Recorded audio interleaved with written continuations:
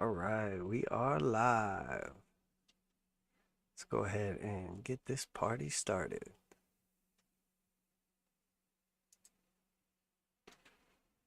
Welcome back to the channel, Crypto Trend Trader, with our weekly market wrap up. It is 11 a.m. Eastern Standard Time on Friday, March 11th, 2022.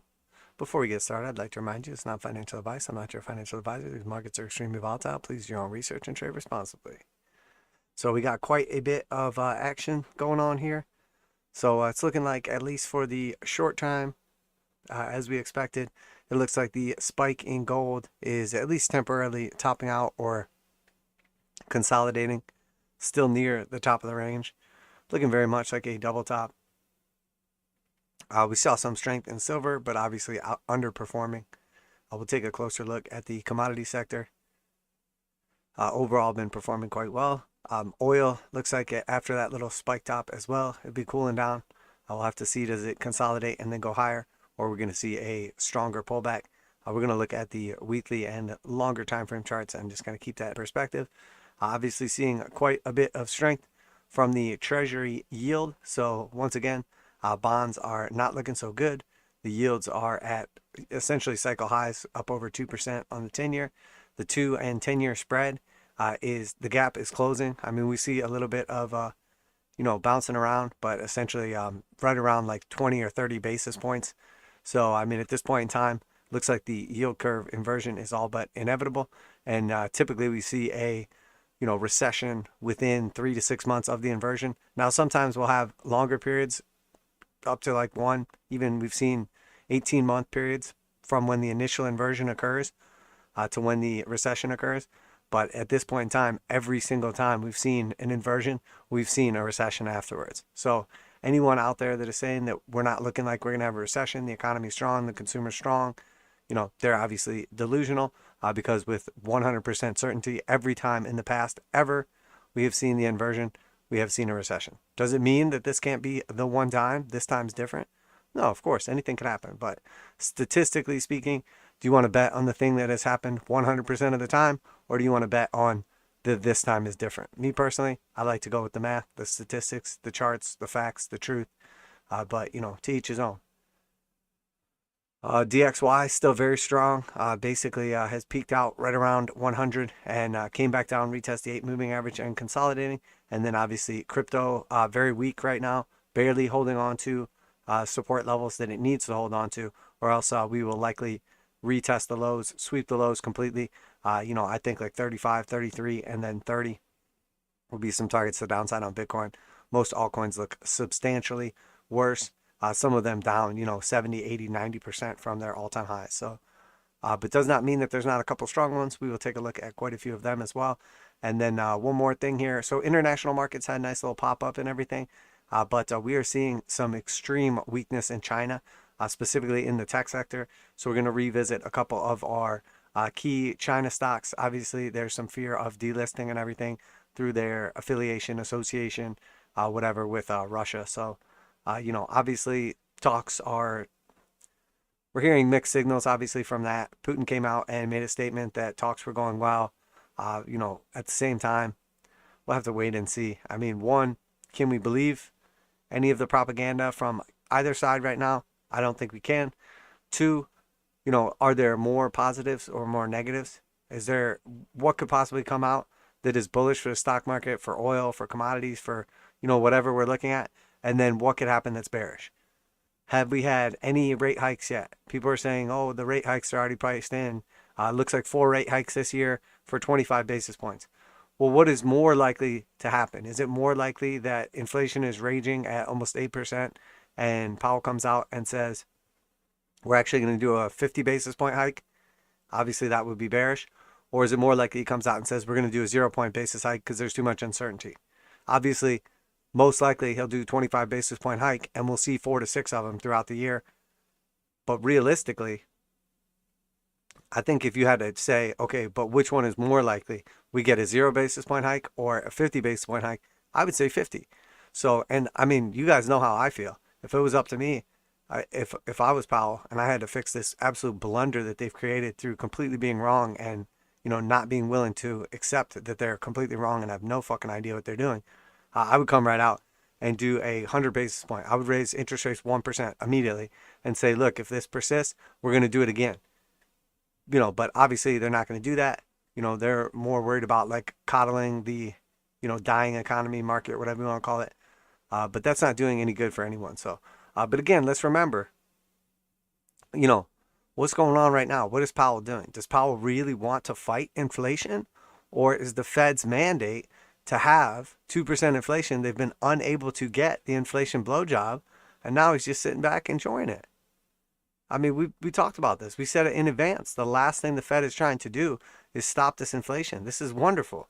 The Fed's been waiting for this forever. The difference is they're toting the line between, complete anarchy and people, rebelling, revolting, whatever, against the Fed versus them just getting away with this for as long as they can. So, the like cop-outs we see where it's like, oh, we wouldn't have all this inflation in gas, or we wouldn't have all this inflation in this if it wasn't for China owning all the ports, if it wasn't for the, people charging too much for the shipping, if it wasn't for the corporations gouging people on prices, if it wasn't for the war, if it wasn't for the this, if it wasn't for the that. So, I mean, you can sit here and point the finger as much as you want, but when you point the finger everywhere, all over the place, and you're like, look over there, look over there, look over there, look over there. I mean, what's the truth, really? What's the truth, really? I mean, you need to stand in front of the mirror and point at the guy that's staring at you, because, you can't blame everybody for everything when you're in charge of, the quote-unquote strongest, most independent, most influential world reserve currency, whatever country. I mean, whatever you want to call it. The fact of the matter is, the majority of the inflation, the issues, whatever, are due to not just monetary issues, but policy. So, again, we're seeing nonstop policy. What people are like, no, it's not the policy. It's the this, it's the that. Well, think about the policies. Oil is expensive now. Well, what did we do right when Biden came into office? Okay, we shut down Nord Stream 2.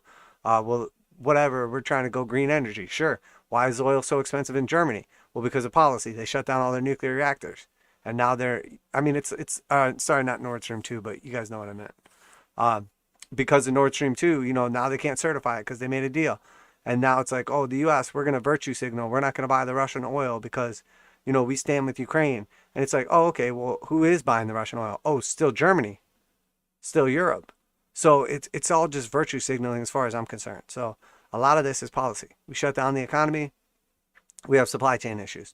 We have, and I'm not saying, obviously Putin has caused a lot of these problems, but what is the real policy here? If they didn't change the policy on oil wouldn't be as expensive. I mean, so in the end, a lot of it's policy and a lot of it's virtue signaling too. I mean, the last thing I would ever wish for is for China to invade Taiwan or do anything to Taiwan. That's the last thing I would ever hope for, wish for, even encourage. But if something like that happens, let's see if all these companies are still virtue signaling. If Starbucks is still closing down all their Starbucks in China. Let's see if, whoever else virtue signaling, if Nike stops manufacturing in China. Let's see if McDonald's closes down all their McDonald's in China. Let's see if all these companies, all these people start doing, let's see then, because that's where they really have something to lose. Right now, they're, we'll lose a little face or whatever if we don't do it, so we might as well do it. Their businesses, they're looking at, risk reward or like cost benefit analysis. And the truth is, if push comes to shove and, China becomes the new Russia, so to speak, and then all of a sudden it's time to like, okay, do you want to lose 30% of your sales of your business?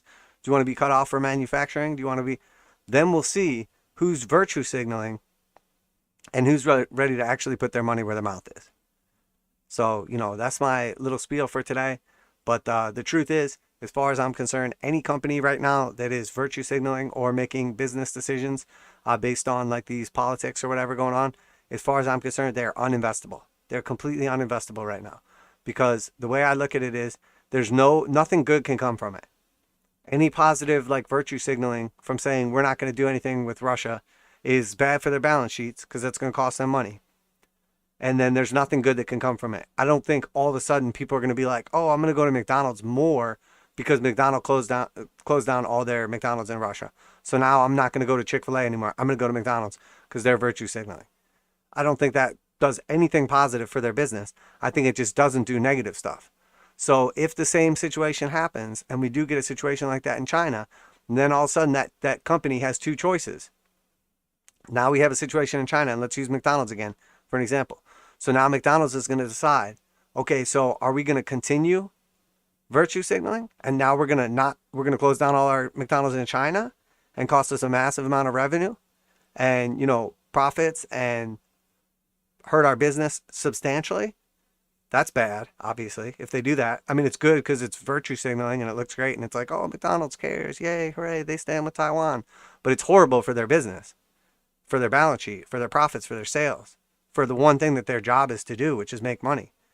And then what's the other end of the spectrum? Okay, now they don't do it. They say, well, we can't hurt our business because, we stand with Taiwan, but at the same time, China's 25% of our business. So, we're not going to actually do it. So, sorry.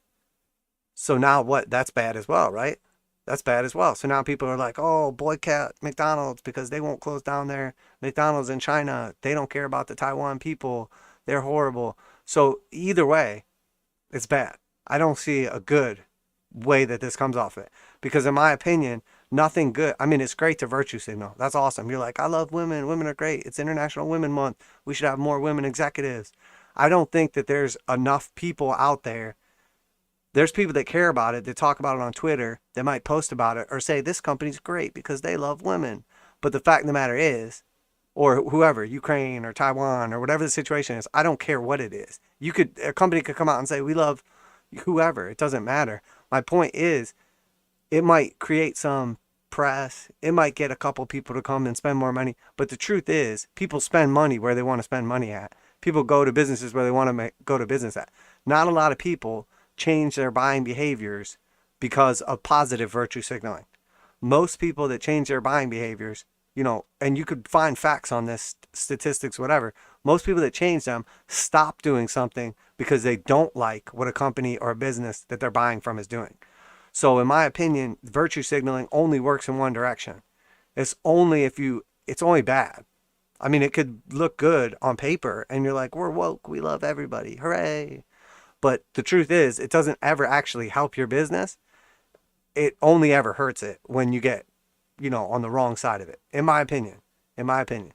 People are like, boycott this business, it's terrible. Slamming this business online. I don't think there's a lot of people that are like, hey, everybody, let's go to, Chick-fil-A because they're being good now and they're nice and they're supporting Ukraine. I don't think it's sustainable. You might get a little push or something like that where people are like, oh, they're going to donate 25% of their profits or whatever. But in the end, I don't think you get a sustainable positive increase from something like that. I think it only works the other way around where people change their behavior because of negativity. So, but that being said, that's just one more headwind that I think we should all be looking out for. In my opinion, any company that is doing this virtue signaling, any company that is, essentially, Meta or whatever is like not operating in Russia or whatever, any company that's closing down their businesses in a part of the world to virtue signal or whatever, as far as I'm concerned, uninvestable. At least for now, uninvestable. Obviously you can make your own decisions. It's not financial advice by any means, but that is where I'm at on this. Too much uncertainty. In a world full of uncertainty, I think the last thing you want to do is put your money somewhere else where you are putting it at risk because of something like that. So let's jump right in and take a look at what the charts are telling us. But again, I think one really important thing that everyone should be doing right now, I think we should all take out a piece of paper, notepad, whatever, and we should write down what are positive catalysts for the markets and what are some negative catalysts for the markets. What happens if World War III starts? What's the positives? Who will do well? What's the negatives? Who will do poorly? What's the positives if the Fed comes out and becomes extremely hawkish on, rates, and they raise it 50 basis points or more, or keep raising it regularly, and then write who does well then, and then who does poorly, and then write the opposite. What if the Fed comes out and is, super dovish, and all of a sudden they say, okay, we're not going to raise rates for now. We're going to wait till the next meeting, and then we're going to reevaluate. What happens if inflation's out of control? What happens if, you know, year over year inflation starts to come down? So if we just have like all these things listed out here, what if China invades Taiwan? What if the Russia war ends? Like, if we just have all these things on a piece of paper and then see who does good in what situation and who does bad, and then we can kind of see where the correlations are. And then, you know, if a new event, something crazy pops off, if Jerome Powell comes out and says we're going to raise rates 1%, you know right away. You can look right at it and say, okay, this sector does good, this sector does good, this is going to do bad, this is going to do bad, et cetera, et cetera. And then same thing, you hear about a ceasefire in Russia, and it's like, okay, this is going to bam, bam, bam. And you have it just ready and laid out, and you've already spent a little time and reasoned through it, and you have an idea what's going on. So I think that's an important thing that everyone should do. Just a little bit of like mental gymnastics, kind of see. What's going on, Milligan? Good to see you, brother. So anyway, 10-year treasury up over 2% now. Strengthening to the upside. The 200 has crossed above 200 exponential, above the 200 simple. Strengthening. We just got a hard buy signal. Again, this was a nice bullish reset. And now it looks like it's ready to run. Now we do have the slope way above our head. It is still blue. And a lot of times what happens is once we lose the slope and then we come back up to test it, that will be a rejection. Now, where does that rejection happen? Does it happen at 2.1? Does it happen at 2.25? 2.5? Do we just reclaim it and it keeps going? We don't know that much. But what we know now is that, you know, essentially this thing is just ripping to the upside. So it had a long cool off period right here where the 200 simple crossed above the 200 exponential, and now we have resumed the positive uptrend. So in my opinion, the upside is where this looks like it's going. So what does that do to everything else? What does that do to all these other sectors? What does that do to various investments, etc.? So now U.S. oil, WTI crude. So we broke above that key Fibonacci level. We broke down below it, and now we're retesting it as resistance. If we reclaim this level, I think we likely consolidate and continue to the upside. If we fail to reclaim this level, I think we come back down and retest our breakout. So remember what we said. You know, our target was 114. We hit our target. We overshot it to the upside and surge up here, and then we essentially had like, you know, an over. I mean, at this point in time, what are we down? Like 15% or something from the peak until now. So that's why we don't FOMO into these trades. 16, 17%. And at the low, it was down 20%. So, I mean, what have we been talking about forever? Energy spike, right? So is this an energy spike? Does this look like an energy spike? I mean, it does to me.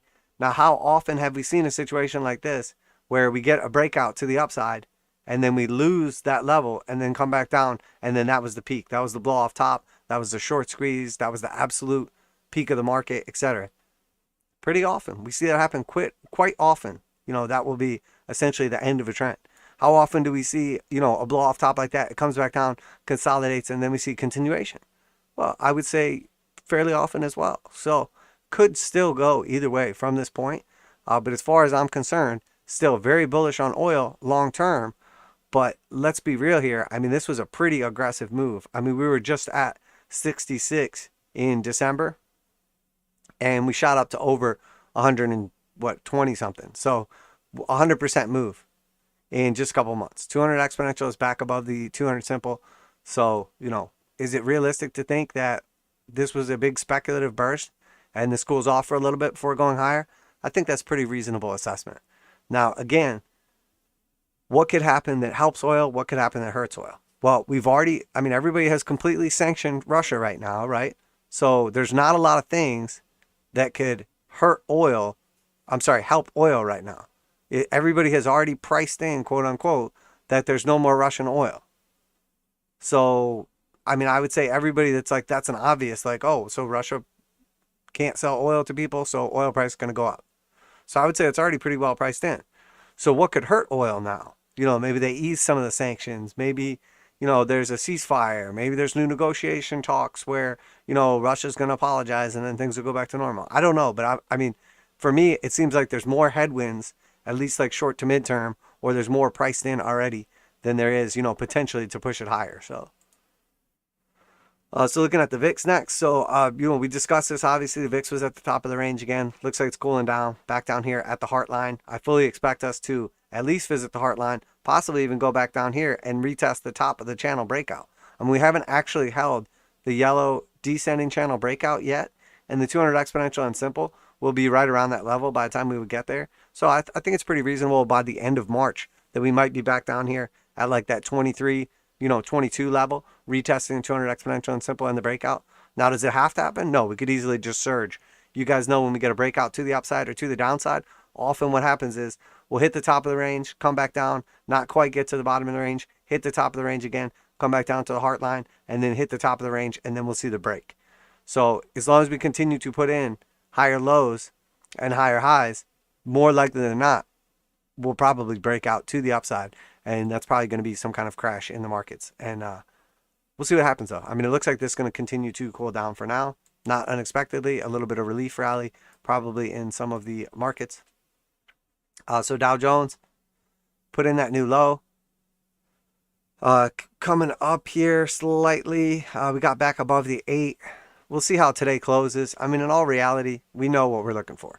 Before we can even get temporarily bullish on the Dow, first step, close above the 8. Second step, close above 21. Consolidate here, cross 8, 21 back to the upside. Retest the 200s.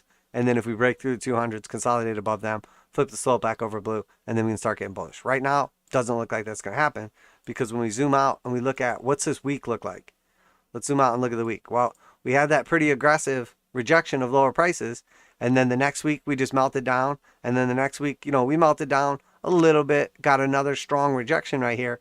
But I mean, what does it look like? Let's say right now, fast forward 4 hours and 37 minutes into the future, and we're counting down 46 seconds until the Dow closes for the week. What do we think of this close? Well, there's a decent rejection from the downside, rejection of lower prices. So that's kind of good, right? The market didn't want to go lower, got bought up pretty aggressively. But what do we really see here? What's the most important thing? We see just another close, low, another low. So that's the last thing we want to see. We don't want to see, that's one, at least here we had a low, and then we came up for a couple candles, and then we came back down, and there was potential to bounce that low. Since then, we had, basically gap down slightly, massive sell-off, and then it got bought back up, and then we closed at the low again. Since then, new low, potentially. Maybe this pushes back up, and we close, above 33,600. Then we probably get bullish continuation on Monday. But is that going to happen? I mean, I don't know. 250 points, we could easily see that come in by the end of the day. But we need to close back above the previous week's candle to even start getting bullish at all on this. So we are seeing the stochastic in blue right here starting to kind of bottom out, starting to kind of see a little bit of life. But again, we could see that happen over and over again. We could see something like this and then go lower. We're looking for some kind of divergence or strength or something before we get bullish on this. We see only red histograms on the weekly, no life. We have very clearly a red slope to the downside, and the slope angle here, it's flat. It's slowly accelerating to the downside. So it's getting stronger and stronger to the downside. We're picking up momentum down. Not bullish, obviously. 8 and 21 on the weekly have crossed to the downside. We know that every single time that has happened, that we have literally come, within a percent of or blew through the 200 exponential and simple. So that's what we're looking for. That's the next move that we expect, is basically a retest of a 200 exponential and simple. We know that also corresponds with the previous peak from February 2020. So at this point in time, 30K looks very, very likely based on our weekly chart. And then, of course, we still got plenty of time left in the monthly. But, essentially, this is what we're looking at. This low where we have put down our little wicks to is the 21. And then the peak right here at 34.3, that's our high. So until we close a monthly above or below that, I mean, we're range bound as far as I'm concerned. We're just going to chop around in between that range until one breaks. But we do know that whenever we see this signature, now look, I talk about this all the time. So we get the hard sell signal the same time we leave the bullish control zone. So the red highlight goes away, and then we get the hard sell signal. That is obviously very bearish. And we get the 821 cross. That was our capitulation. And then V bottom recovery, which is great. We have the hard sell signal already, and we have left the bullish control zone. So let's look at what happened the other times we did that. Well, here, we came down a decent amount. We had the hard sell. Then we left the bullish control zone. We came back up, put in a slightly higher high, and then we had a pretty aggressive sell-off, slightly higher high, pretty aggressive sell-off. Here we had a bunch of bullish control zone, couple mixed signals along the way, and then finally we got the hard sell, and then we left the bullish control zone. Again, we had a decent little sell-off. Same thing here. You know, obviously sell, buy, sell, that's our divergence signal. That was the absolute top back in 2008, you know, and that led to a massive meltdown. So what we're paying attention to now is, you know, what are we going to get? What does it look like is going to happen here? Are we going to retest the 200? Are we going to retest the top right here? But overall, the weekly, the monthly are pointing to the downside, you know, in my opinion, pointing to the downside. We very rarely have gotten a hard sell, left the bullish control zone, and then went on to put in a higher high. Now, we did have it happen, but we know that before that can ever happen, we have to at least reclaim the 8. So there's no reason to even be slightly bullish on the Dow Jones until we reclaim the 8. So we need to at least get back above 34,300 on a monthly close before there's any reason to even be slightly bullish. So what does that tell us? Well, that's reclaiming 200 exponential and simple on the daily. So again, all of this stuff is just pointing to the same areas that we need to pay attention to. You know, so anybody that's like, that's it, the bottom's in. Sure, go ahead. Okay, the bottom was in last week. It was in the week before that. It was in a couple weeks ago. And everything is just continuing to melt down. So S&P, I mean, it's basically the exact same thing. This looks very, very similar to the Dow Jones, the same way that, you know, NASDAQ and Russell are looking pretty similar as well. You know, obviously very close to flipping the 200 simple bearish. We basically have like a flat line on this right now. So the slope is basically flat, very, very close to flipping bearish and confirming a bear market. The only thing that's essentially saving it right now is we're kind of chopping around here. But in order to even stop that from flipping over bearish, we have to get back up to 445. So not even close. NASDAQ, I mean, it looks terrible. It had a little bounce and then just completely gave it back. Had a tiny little itty bitty bounce right here. And then it's just continuing to melt down. Very much in a bear market. Looks like absolute trash. Basically hanging on to support level barely right here, barely. After that, I mean, what's our next support? Probably like 11.9. If we pull up some fibs, I mean, what are we doing? We're just literally hanging on to 236, barely. Measure move is almost, I mean, just below us at 12,000. And then after that, the 382 is our real target right here. So 11,500, I'll start really paying attention to this. But as far as I'm concerned right now, NASDAQ looks terrible. I see nothing in this chart telling me all of a sudden this is going to turn around. I mean, we know rates probably just going to continue going up. We know valuations are out of control still, even after capitulation on many of these stocks. I don't see anything bullish for tech, not for the sector right now. So Russell obviously broke down from the key levels, our consolidation range. We're hanging out at the 236. It's trying to reclaim the 821. So, you know, 8 and 21, we're basically in between them right now. It's trying to cross these back to the upside. We failed right here. We failed right here. So, you know, until we at least cross them back to upside, I don't see any reason to be bullish on the Russell. We obviously have the 236 just under our heads. If we break down from here below the 236, then we hit the 382. That's what I'm paying attention to. 1,722. When we hit that, that's when we pay attention. Do we get the retrace back to 236, or do we break down and then go to the 0.5? Could go either way. We'll see what price action looks like when we get there. But again, let's just switch to our longer time frame and take a look at the Russell. You know, the Russell obviously much more bearish. It's almost come down already to the 200 exponential and simple. We are leaving the bearish control zone and close to getting a hard buy signal on the weekly. So this is starting to look decent. Like people maybe are going to start building up some momentum. Like it possibly could look okay. But then when we look at the monthly, what does it tell us? Well, we've already lost the 8. We've already lost the 21. And it looks like this month we need to close at least above 2,032. So maybe that's what the weekly does. Maybe the weekly rallies back up. You know, we hit like 2,100. We consolidate around this range for a bit. You know, we close the monthly back inside of here. And then it buys us a little time. But the truth is, the fact of the matter is, hard sell signal. We left the bullish control zone. All red histograms for month after month after month after month. The bulls are dead in the Russell 2000. For now.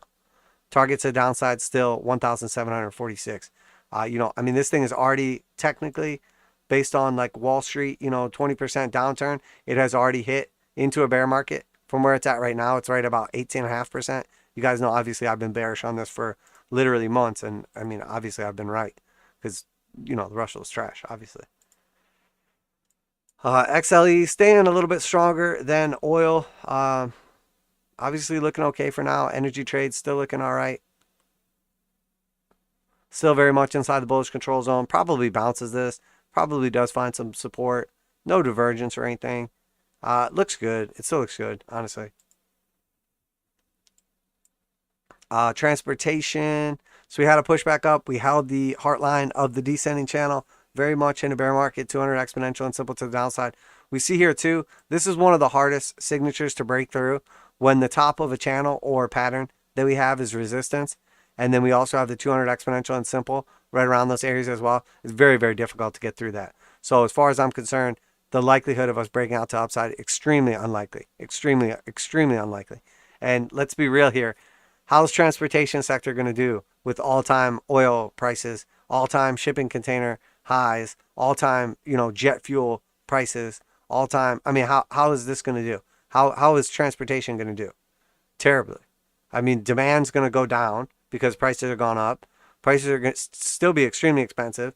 Their fixed costs are higher than ever because they have to pay for labor. They have to pay for, all these other various things.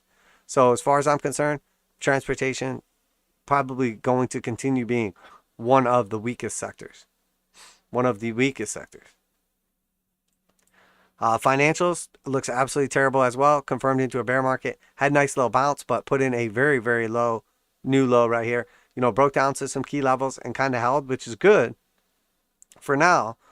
But just remember, if you're thinking about buying the dip on stuff, and remember, it's not financial advice. If you're thinking about buying the dip on stuff, let's look at what happened previously. The last time we lost the bullish, trend, the 200 exponential and simple flipped over bearish. The last time we lost that was in February of 2020. And from when we lost that trend, what happened?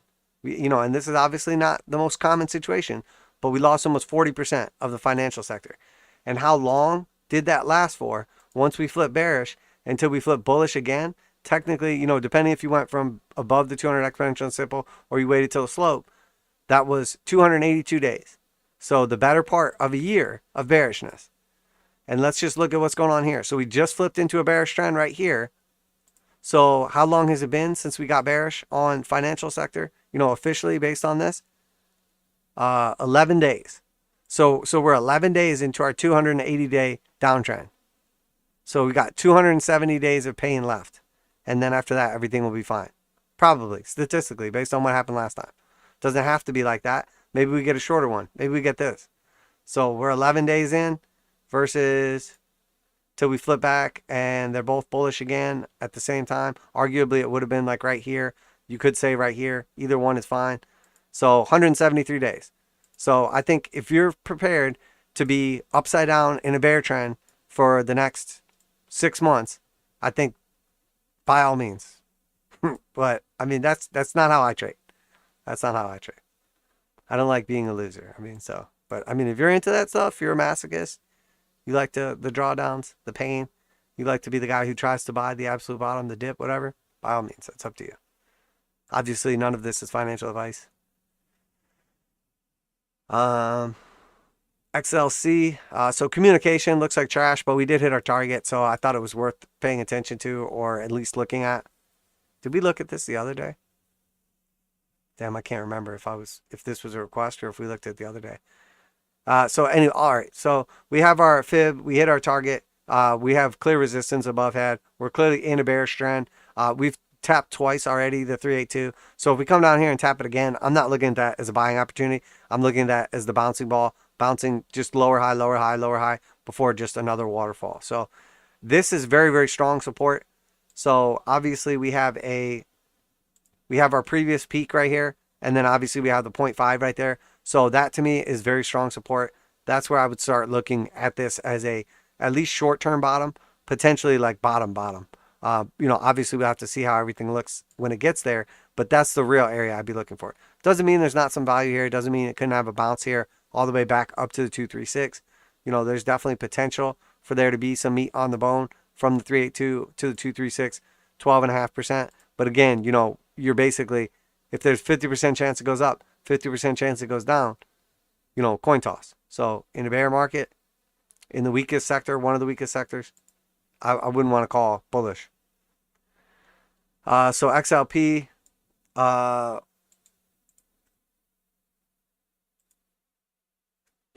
the daily, obviously closing below the 200 exponential and simple. Looking pretty weak for right now, but overall, probably where I would want to be positioned if we do start confirming recession. And, you got to understand too that this is going to suffer a lot of pressure because of some of these virtue signals that are going on right now.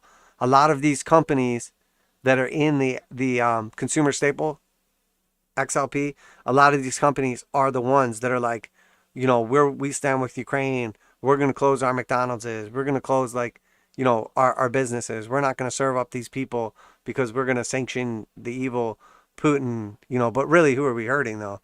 You're hurting your own business and you're hurting like the Russian people who statistically probably don't want anything to do with invasion of Ukraine. I mean, in my experience, most people don't want to go to war. It's like the psychos that lead them, or like, the whatever you want to call them, kings, oligarchs, presidents, whatever you want to call these people, the elected officials or non-elected officials. Those are typically the people that care about stuff like this. Most people don't give a shit. I mean, the truth is, like, no offense to Ukraine or anything, but if you like go around to like real people and ask them like, hey, do you want gas prices to be more expensive, but also like we support Ukraine? Or do you just want gas prices to not be as expensive, but like we still support Ukraine, but gas prices aren't expensive? I think most people would be like, yeah, it's terrible what's happening in Ukraine, but also I don't want to pay, $7 for gas because I have a family that I'm trying to feed, or like bills that I'm trying to pay.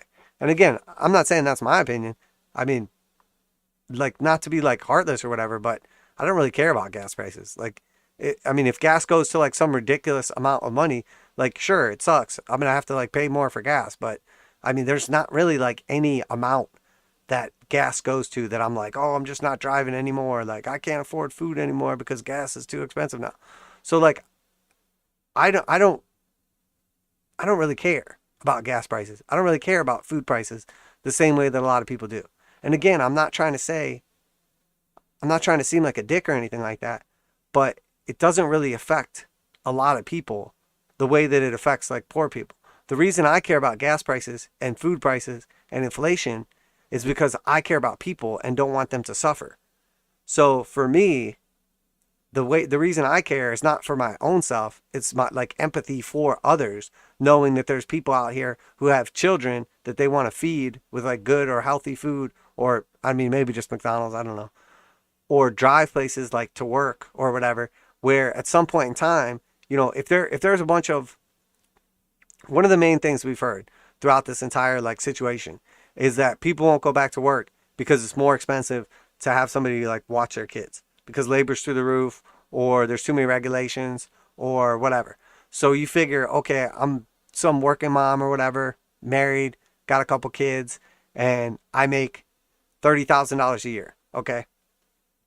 2 kids, statistically just average family. Okay. So if this mom makes 30 grand a year, but has to pay $25,000 a year for childcare, or $20,000 a year for childcare, are they going to, for the extra $5,000 or the extra $10,000, which is going to get taxed? So what do they really end up with on top of that? Is it worth you to not see your kids and not take care of your kids and raise your own kids for the extra, like, say you make an extra 10 grand over what you pay for childcare, and then the government takes 25% of it. So is it worth the extra $7,500 to work, 40, 50, 60 hours a week and not see your kids? Probably not, which I understand that. I mean, I wouldn't want to go to work every day. I'd rather, I don't know. Maybe it is. Maybe you just go to work to get away from your kids. Maybe they're just shitty. I don't know. But I understand the argument behind, basically making a decision based on what it costs. So if gas prices are through the roof, and, if you drive to work every day, you're spending an extra, $100, $200, $300 on gas, whatever it is, depending on how far you're driving.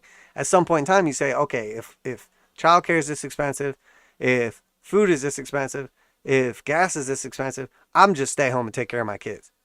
Is that good for economic growth, or is that bad for economic growth? Is that good for GDP, or is that bad for GDP? Because that's how I look at a lot of this stuff. So when we start to see a lot of these prices going up, we know what that means for the actual economy and productivity and everything. So when we hear all this like virtue signaling about how we got to get everybody back to work, we got to get women back in the workplace, we got to have affordable childcare, we got to have affordable this, affordable that. Meanwhile, gas prices are going through the roof. Well, who needs childcare? Only a certain percentage of the population. I think something like 50% of women over 30 have a kid. So 50% of 50%. So 25% of women need childcare. And again, I'm not being heartless saying there's no men taking care of their kids or that women should have to be the ones to. I'm just saying statistically, men are irrelevant in this equation because whether the woman has a husband or not, they still need the kids taken care of, whether it's a couple or whether it's a single mom. So if 50% of women over the age of 30 have children, we're talking about 25% of the population has to worry about childcare. How many people have to worry about gas? How many people have to worry about transportation costs? Well, if oil is through the roof, everybody either drives a car, rides on public transportation, flies places, like has to buy goods and services which are moved around the country, has to work at a place that has expenses that are paid for with energy. I mean, energy is literally the lifeblood of the economy of the human civilization. So energy prices affect everyone. Childcare prices affect 25% of the population. So in my opinion, if you were administration and you were trying to do strong and do good for the economy, you should be doing every fucking thing in your power to bring down the costs that affect everyone. So the most important thing for me, if I was in charge, which I'm not, I'm just a guy on YouTube. If it was up to me, I would probably try to make the prices of things that everyone needs and spends massive amounts of money on the cheapest.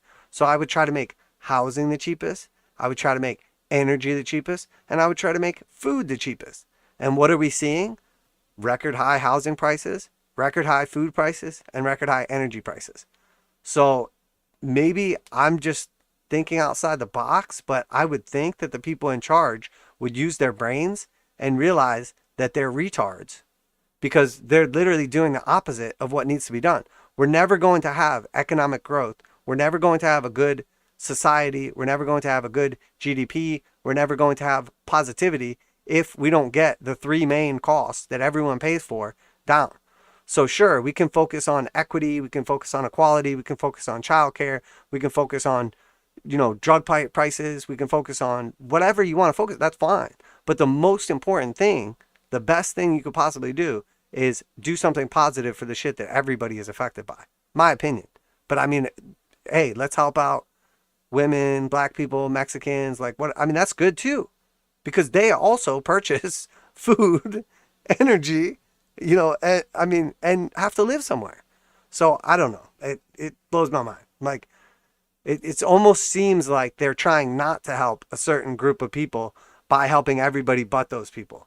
So, and again, you guys know, I am not a white man. I'm obviously a man, but I'm not white. So I don't care. But to me, it really seems like white men are being targeted as the people that don't want to get helped right now. It's almost like a war against, white adult men in the middle class. That's what it seems like to me. But I don't know. Again, it is what it is. So XLP, I think stays strong long term, bouncing key support right now, but very close to confirming into a bear market. We obviously have a key support breakout above this channel right here that we come back down and retest. So it looks kind of tired though. I could easily see this doing some kind of bounce over here. So what's going on, Big D? Good to see you, brother. Soto, say what's up, man. Ralph Smith says, hey, what's up, Ralph? Trader Billy J, what's up, brother? Good to see you. Late but not forgotten. I know that's right. Glad to see you here, brother. So XLU utilities, we know obviously this was one of our, protection plays or whatever. We see the majority of this trade is already played out. The next one is, the real meat of it. I don't know if it gets there. I don't know when it gets there. Obviously, we have some clear resistance at the heart line of this channel. But, our final target is up here at the top of the channel. Not going to get rich trading utilities probably. But what we do know is the consistency of this chart is absolutely phenomenal. We basically have been operating inside of this channel since 2008. So since 2008, played this channel perfectly. The exception being, obviously the Rona dump outside of it, below the 200 exponential and simple. But we know there's very strong support here at the bottom of the range. We know there's a decent amount of resistance with this little peak right here that we're holding on top of for now. So as long as we hold on top of this for now, I think we get continuation to the upside, and keep strong. Now, the key is that I'm really paying attention to is we tend to operate historically the majority of the time inside of the top or the bottom of the channel. So if we see going back to 2008, you know, what percentage of the time were we in the top of the channel until, I mean, realistically, until like, depending if you count like this little spike down, this little spike down, this little spike down, historically speaking, we spent about 10 years, majority of the time in the top of the channel. And then here we see the flip happened right here in 2018, 2017. At the end of 2017, beginning of 2018, we started spending the majority of the time in the bottom of the channel with this little peak out the top, followed by, you know, a capitulation move out of the bottom of the channel. So where we spent the majority of the time in the top of the channel for 10 years, now, you know, we're in the bottom of the channel. So that tells me, now it doesn't mean we can't break into the top of the channel, but it tells me more likely than not that we're probably going to continue operating inside the bottom of the channel until we don't.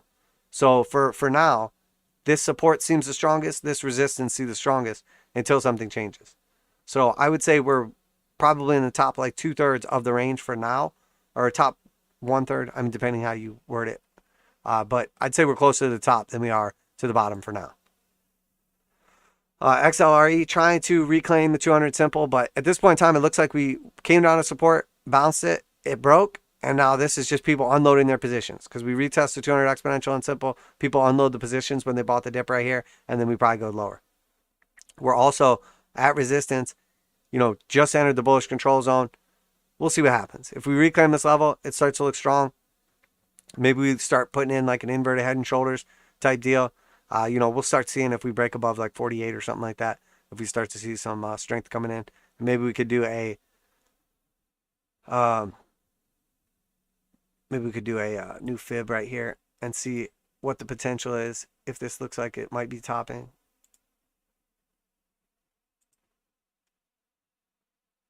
See, I mean, it looks like basically what happened.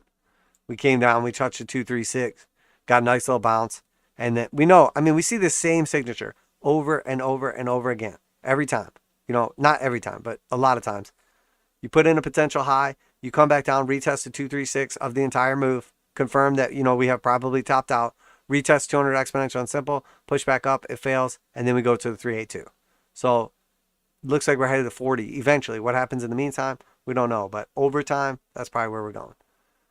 So VWO, emerging market ETF.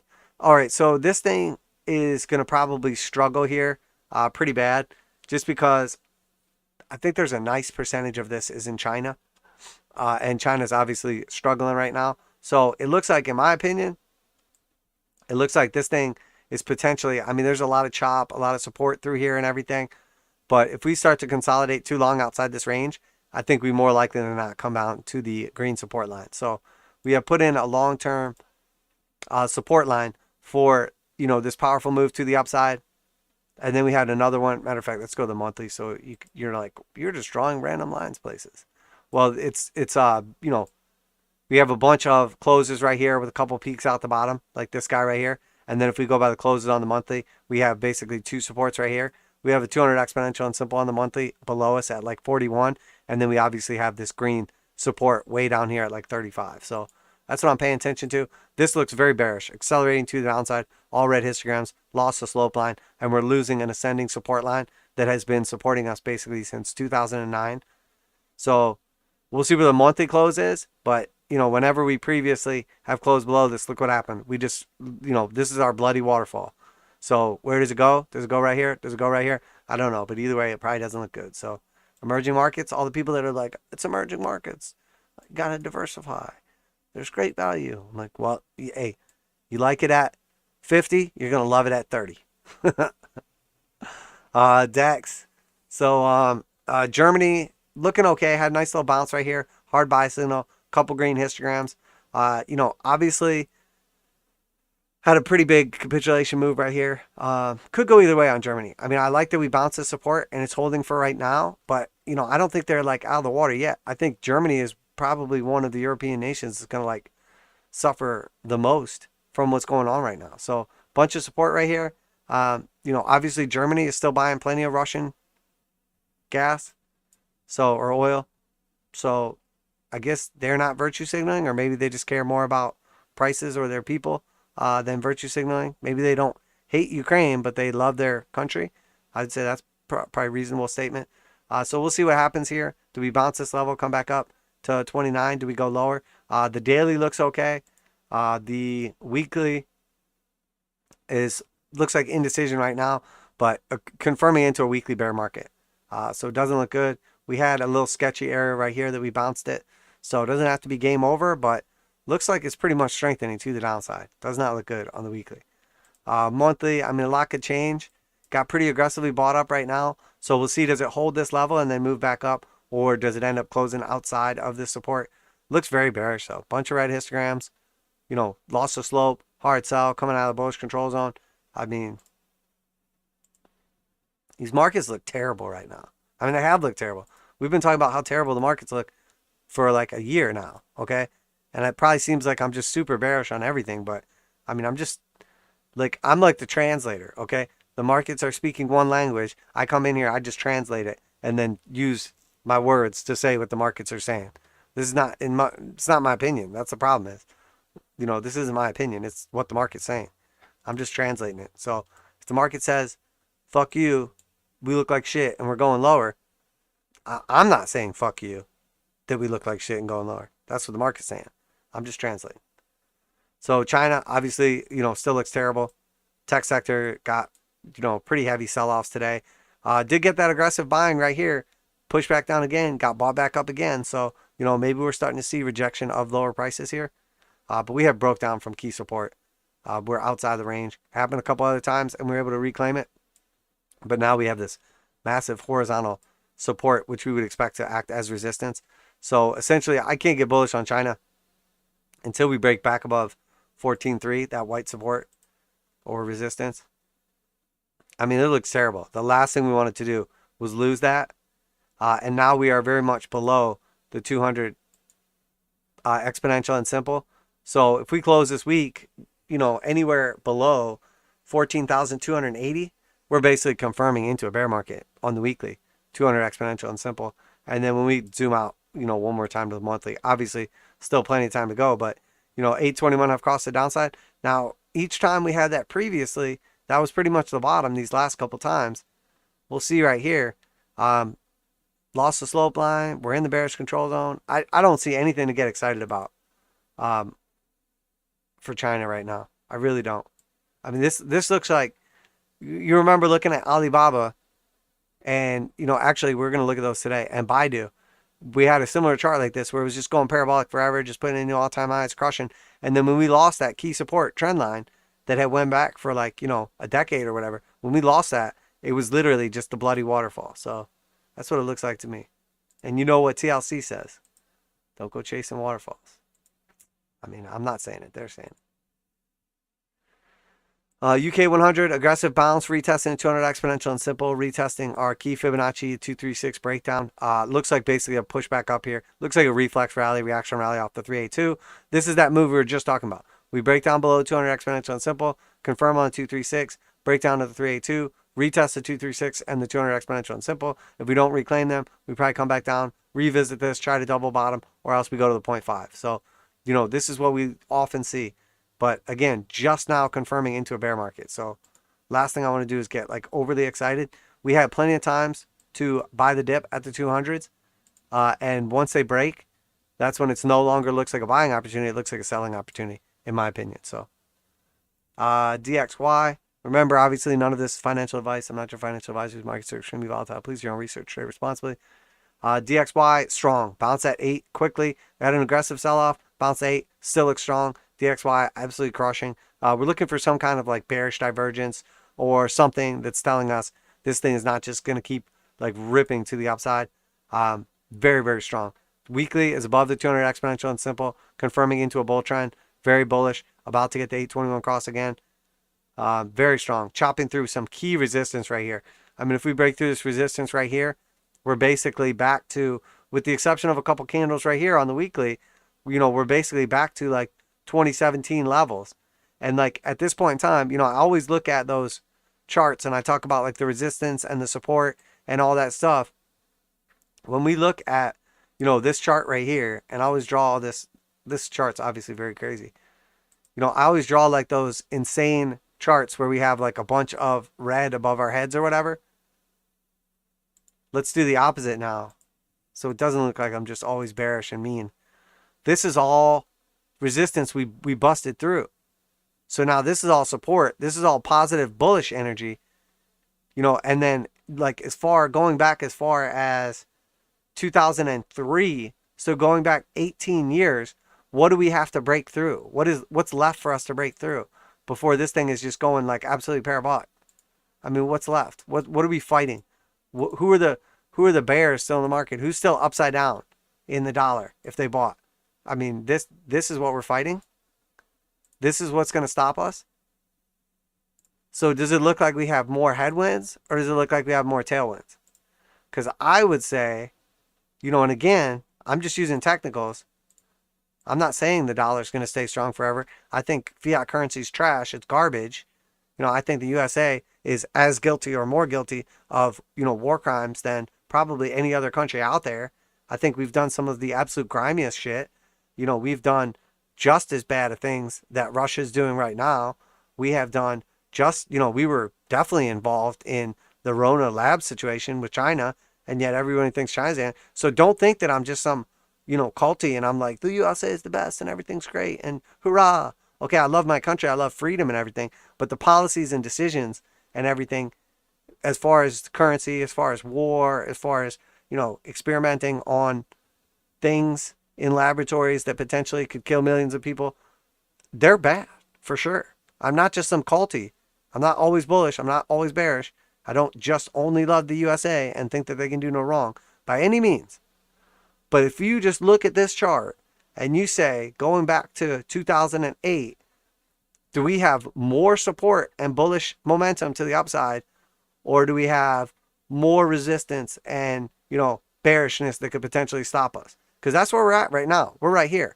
So does it look more likely that we're just going to sell off and go to a new low like all these other retards are saying, and the dollar's just going to go to zero, and DXY is trash now? Nobody's going to need it anymore. It's going to lose its reserve currency status, and it's just total garbage. Nobody needs the dollar anymore. It's going away. Reserve status gone tomorrow. So does it look like we're going to just chew through all this green right now? Or does it look like we're probably just going to break through these tiny little red boxes right here? And, you know, I mean, I don't know. I would say probably, realistically, you know, for somebody that doesn't have a bias, where would you want to invest your money? Do you want to invest it in the other countries right now? Or do you want to invest it in the USA? For me, I would say the dollar looks pretty fucking strong right now. That's what I would say. Bull trend on the weekly. Let's go to the monthly. Bull trend on the monthly for the first time since the 1980s.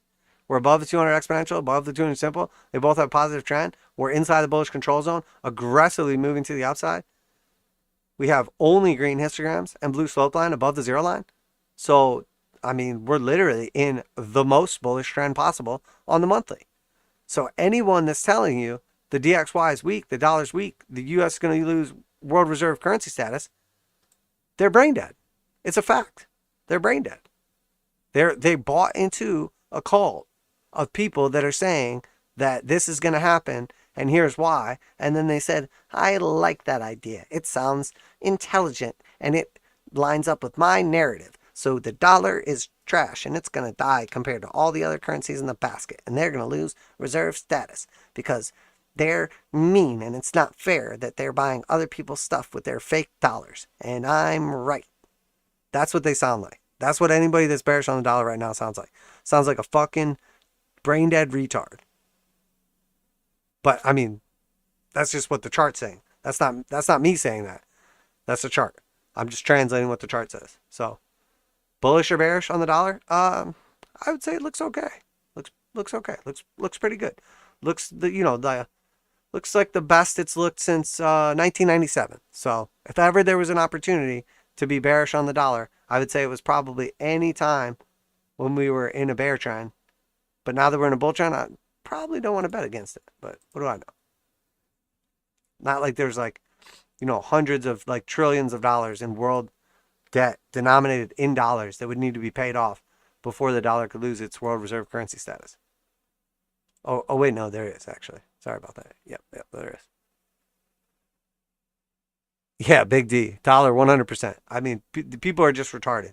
But that's how you make money in the markets is when everybody else, 99% of people, think one way like retards because they've been conditioned to think that way by their government, whether it's the U.S. government, whether it's whatever other country's government, and then they believe it and they don't use their actual brain to think for themselves. And then what happens? Well, you end up dumb and poor. So have fun with that. Don't do what I'm doing. Do what the billionaires are doing. Why do they have so many dollars right now? Why is all this foreign investment flooding into dollars? Because the dollar's weak, I'm sure. I'm sure that's why. I'm sure it's because nobody's going to want dollars into the future. Yeah. Oh, crypto cult is the worst cult, dude. They're by far the worst. It's absolutely horrendous, dude. I might even change my name to not crypto trend trader. Anything but crypto trend trader. I mean, I've been in crypto for a long time, and they've always had like a little bit of like reminiscence of a cult, but overall there was still like some kind of like intelligence. But that's all gone now. There's no intelligent people left in crypto. It's all just retarded cults. So Tesla, speaking of cults, Tesla looks terrible, below 200 exponential and simple, barely hanging on to these levels right now. I mean, obviously just melting down. Looks like it's probably going to be headed down here to put in new lows very soon. Below 200 exponential and simple, ready to head into a bear market. Very much ready to head into a bear market. The key with Tesla is longer term, it needs to hold this level. It cannot break down below 550. If it goes below 550, it's going to look absolutely horrendous. It's going to be a little while before it gets there, obviously. It's got a little chopping around, but it's going to look very, very bad. And we had this cross back up, 200 exponential back above 200 simple, and now it looks like we're about to have the cross back down. So Tesla looks bad. All right, so talking about complete meltdowns. Soto says dollar trend trader. Yeah, right.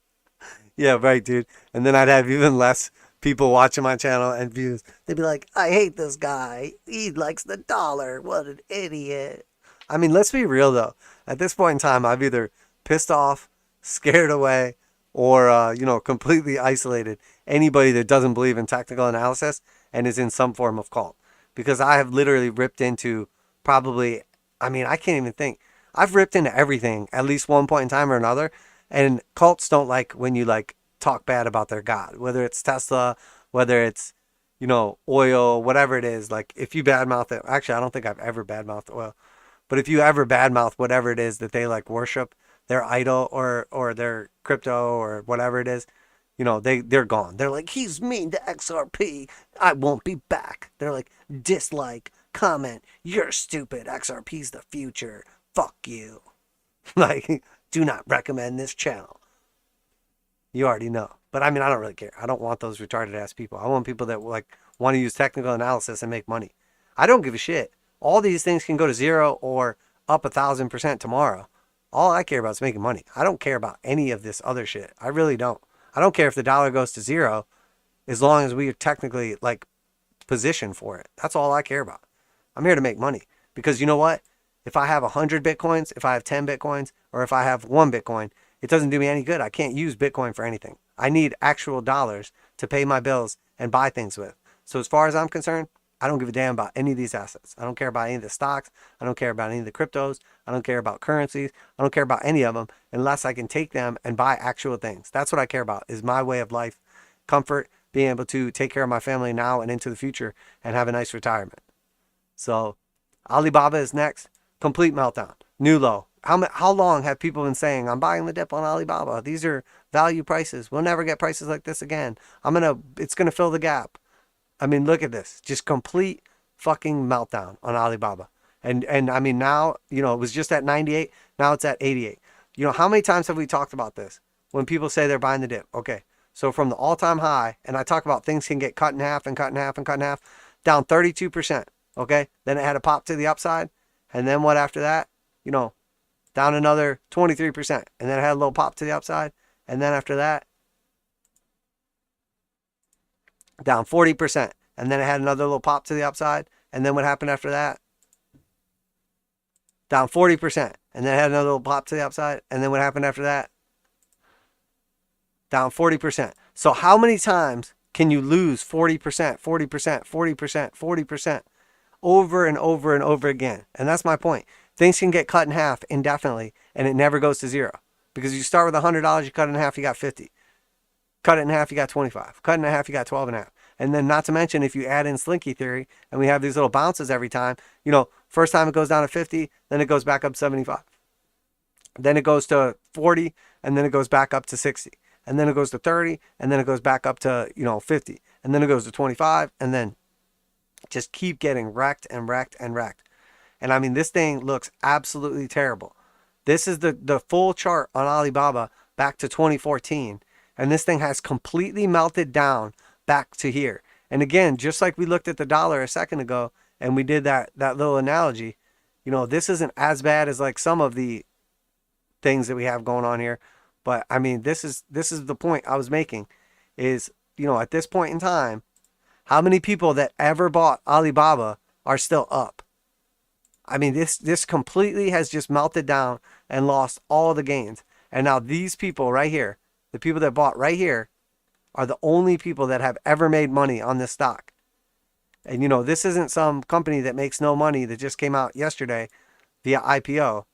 You know, this is like, you know, a huge platform, conglomerate, whatever you want to call it, company, whatever. But this is, you know, this is the amount of people that are wrecked, and this is the amount of people that are winning. So does it seem more likely at this point in time that people are going to buy the dip or just get out?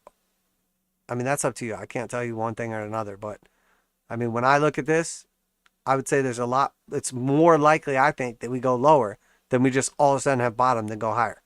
And then when we look at the actual macro, and I might have accidentally clicked on this fib. Hang on. It's not cool. Hopefully we aren't using that for any calculations. We're like, doesn't seem to be respecting the fib at all, because I probably clicked on it and dragged it. So we bounced the 618. No, we didn't know we were at the 618 and the 0.5 forever. So I probably just did that recently. But in all reality, I mean, at this point in time, and again, this was that massive ascending support line that we were respecting forever. And remember, I was talking about a potential situation where that was like a 1, a 2, this was a 3, we're going to come down for a 4, and then potentially put in a higher high 5. Well, we lost that key support line, and what happened afterwards? The bloody waterfall, the complete meltdown, the slinky theory. Down 2, up 1, down 2, up 1, down 2, up 1, down 2, up 1, down 2. So up 1 soon? Maybe back to 110? Maybe. I mean, where would we expect a bounce at? Probably, I mean, realistically, it would probably be right around that level. The 786. So could we go a little lower, back down to like 82? I think we could. Could we lose another like 6, 7, 8, 10%? Sure. But, you know, that's the daily too. And now when we look at this the monthly, and this is what I was talking about with China, I said, does this look like China's strong right now? Does this look like China's good right now? Does this look like we want to invest in China? This is a complete fucking meltdown. And this isn't some trash company that doesn't do anything, that doesn't make profits. We're not talking about, you know, one of Kathy Wood's companies. Oh, actually, she was investing in this for a while. This isn't, you know, some biotech company that has no income and just like a white paper and a dream and like a couple guys in lab coats. I mean, this is a real company that like does stuff. So if this looks like this, I mean, I don't know. Does that look like, all right, that's probably it. That was probably the bottom. It's like all red candles in a complete meltdown. Bears are in complete control. All red histograms for, at this point in time, you know, a year. It's been a year this thing has been getting absolutely destroyed for. October 2020. So, I mean, I don't know. You guys buy the dips. I don't care. Do whatever you want. I mean, but I'm not doing it. Baidu, again, complete meltdown. It just dropped in a day from 135 to 122. I mean, it's not as bad as Alibaba. There's at least some kind of support left right here, but just getting absolutely destroyed as of late. Now, granted, this chart goes back much, much further. So we're going back to 2006 right here. Okay. But we know for sure, what does this top right here look like? What does this look like? This looks like Wyckoff distribution. I mean, to me, that's what it looks like. Why does it look like that? Well, I don't know what I have drawn on here, but I'm going to just leave this. Ignore the blue, okay? Let's talk about this Wyckoff distribution and like the mentality behind it, okay? So we have a pretty clear channel that we're like trading inside of. Oh, sorry, I should have put that back further. we have a pretty clear channel that we're trading inside of after a massive move to the upside, okay? So we put in a high, then we come back down, build the bottom of the channel, then we come back up, put in a new high. That's the top of our channel. We bounce our head on it a couple times, come back down, retest the bottom. So this is a trading range now that we've been in since 2010. So we've been range bound, Baidu, since 2010. So for 20 years, it was range bound. And then what happened? It broke out of that range. Everyone gets extremely bullish, buys into the breakout, buys the top. But what is it really? Well, it's really the throwover. It's a failed breakout. It's the final move before the capitulation. So now what is taking place? This was distribution taking place for 10 years. It was 10 years of the people that were bullish at lower prices unloading their positions on stupid ass people. So all the smart people that bought lower, that were in massive profits, selling huge volumes of this stock, dumping it all over retail, all over anybody that was willing to take it. And then we finally break out to upside and it's like, oh, we're going to the moon. This is it. It's the big one. And then that fails. We come back down. So the next thing that happens is we retest the bottom of this range one more time at 85 bucks.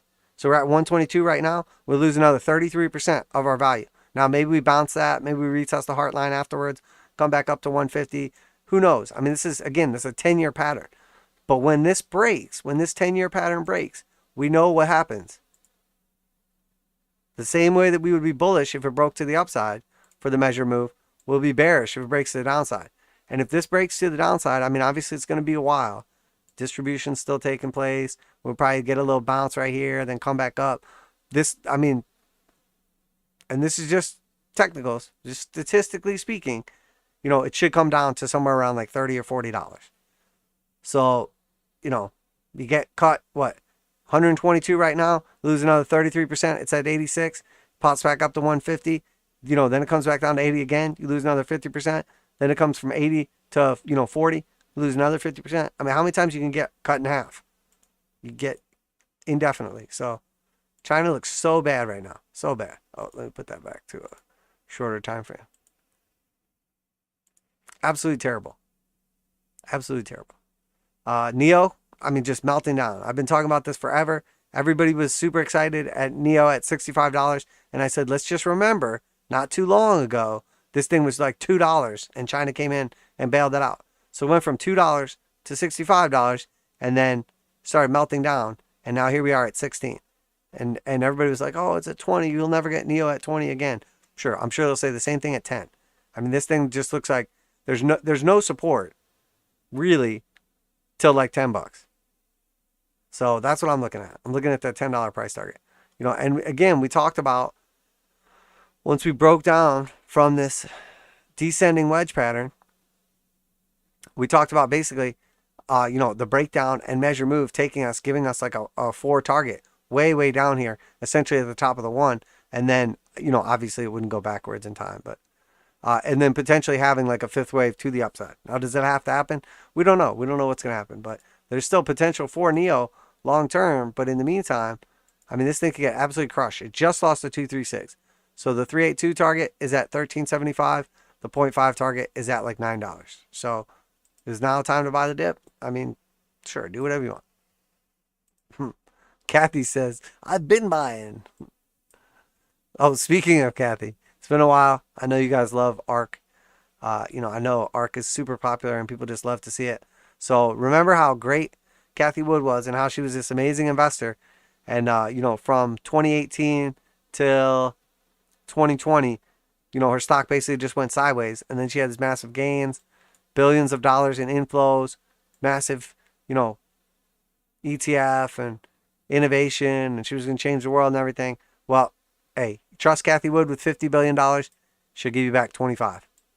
And that's a fact. This thing is absolutely wrecked. Not even, really though. Not even. You won't even get back 25 billion. It was $160 and now it's 57. So she lost 66%. It was at peak, it was like $50 billion. So I don't know what it's worth off the top of my head. I would say probably like 17 billion right now. So Kathy lost 33 billion in shareholder value. And you know how you know she's trash and she's terrible? You want to know how you know? Because every one of her ETFs looks like this.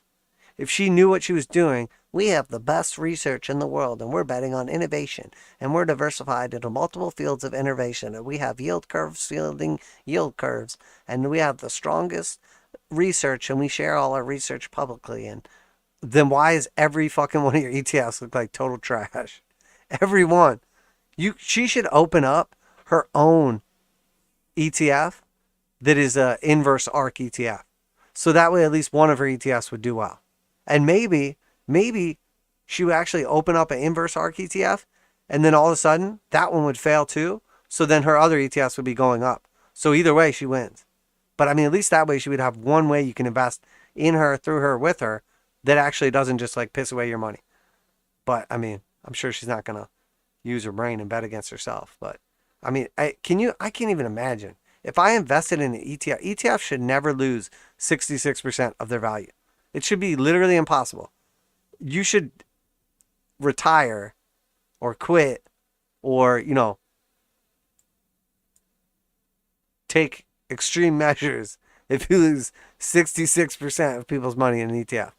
ETF is not supposed to work like that. So this is absolutely terrible. I mean, it looks so freaking bad. I mean, I feel bad for anybody that believed in her bullshit. But I mean, the ARC cult, it is what it is.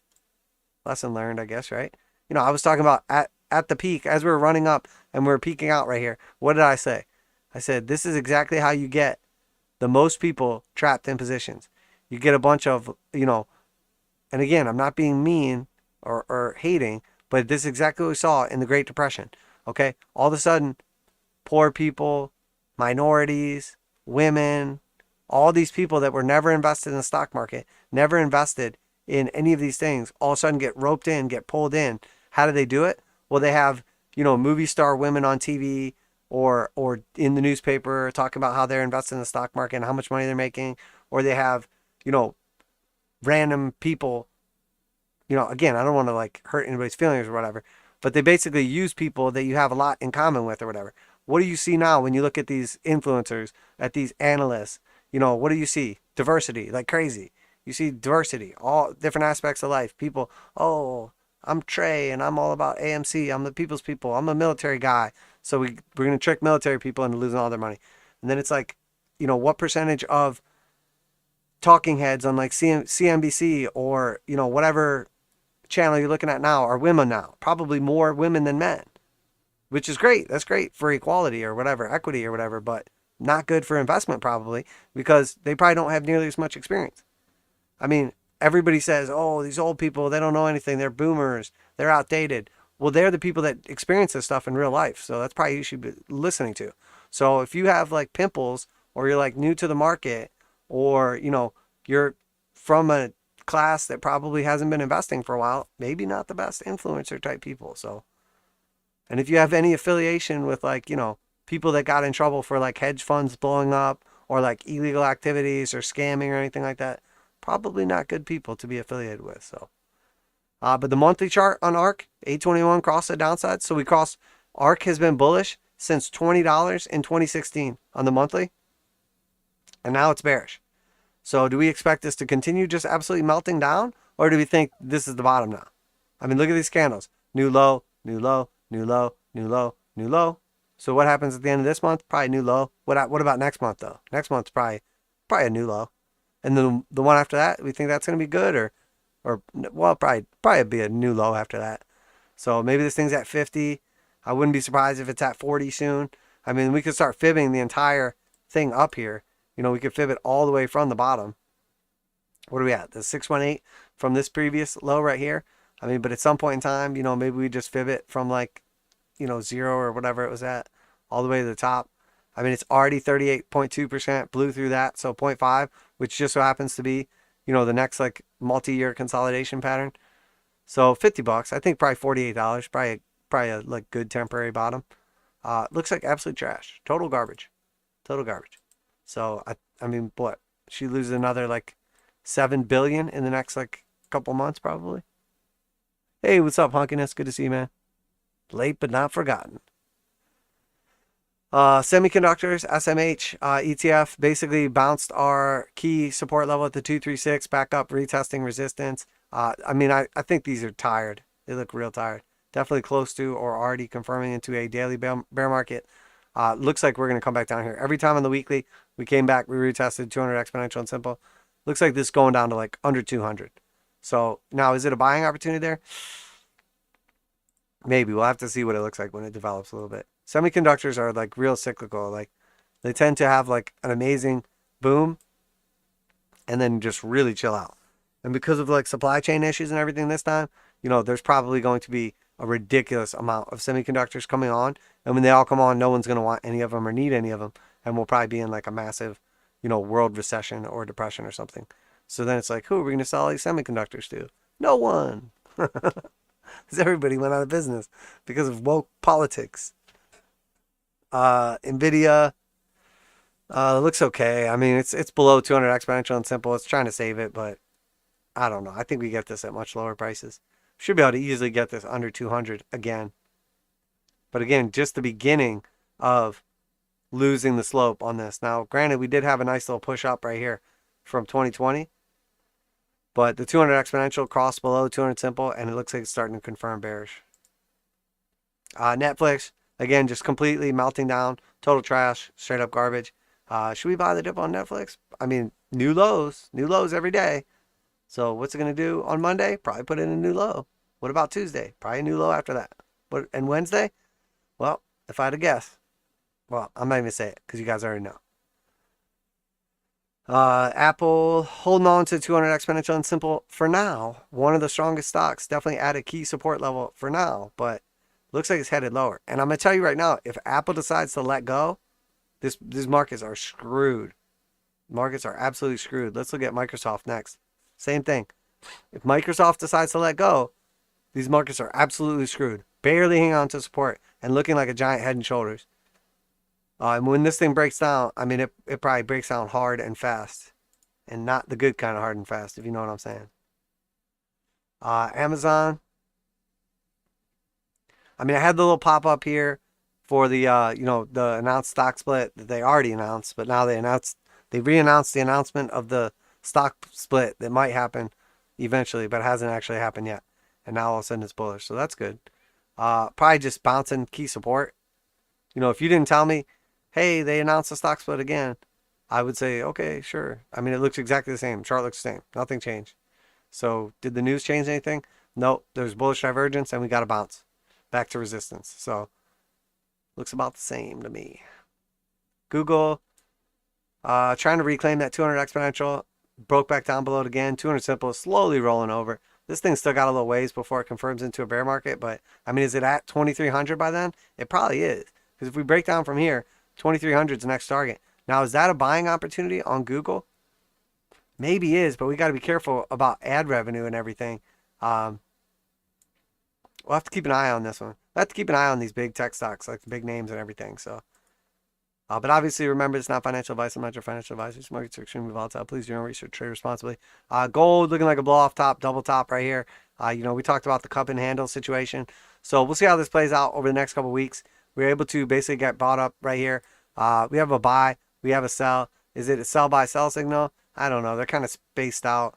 So we'll see what happens. But this is like 3 days now of red histograms. What we're basically looking for is some sort of pattern to start developing where we basically like kind of just chop into a descending channel and then eventually break out of the channel, put in the handle, and then goes to new all-time highs. But again, this was that fear trade. We know the gold is the fear trade. We know that most of these commodities are that fear trade. So the oil, the gold, the majority of these other like commodities, that's that fear trade. So if the fear starts to come out, the air starts to come out of the fear bubble, what happens to these? Silver, doing the same thing, kind of consolidating above the heart line. Looks okay. 26 bucks, not bad. Sell by sell, kind of spaced out, a little closer together though. I don't know. These things are probably topping out, at least short term.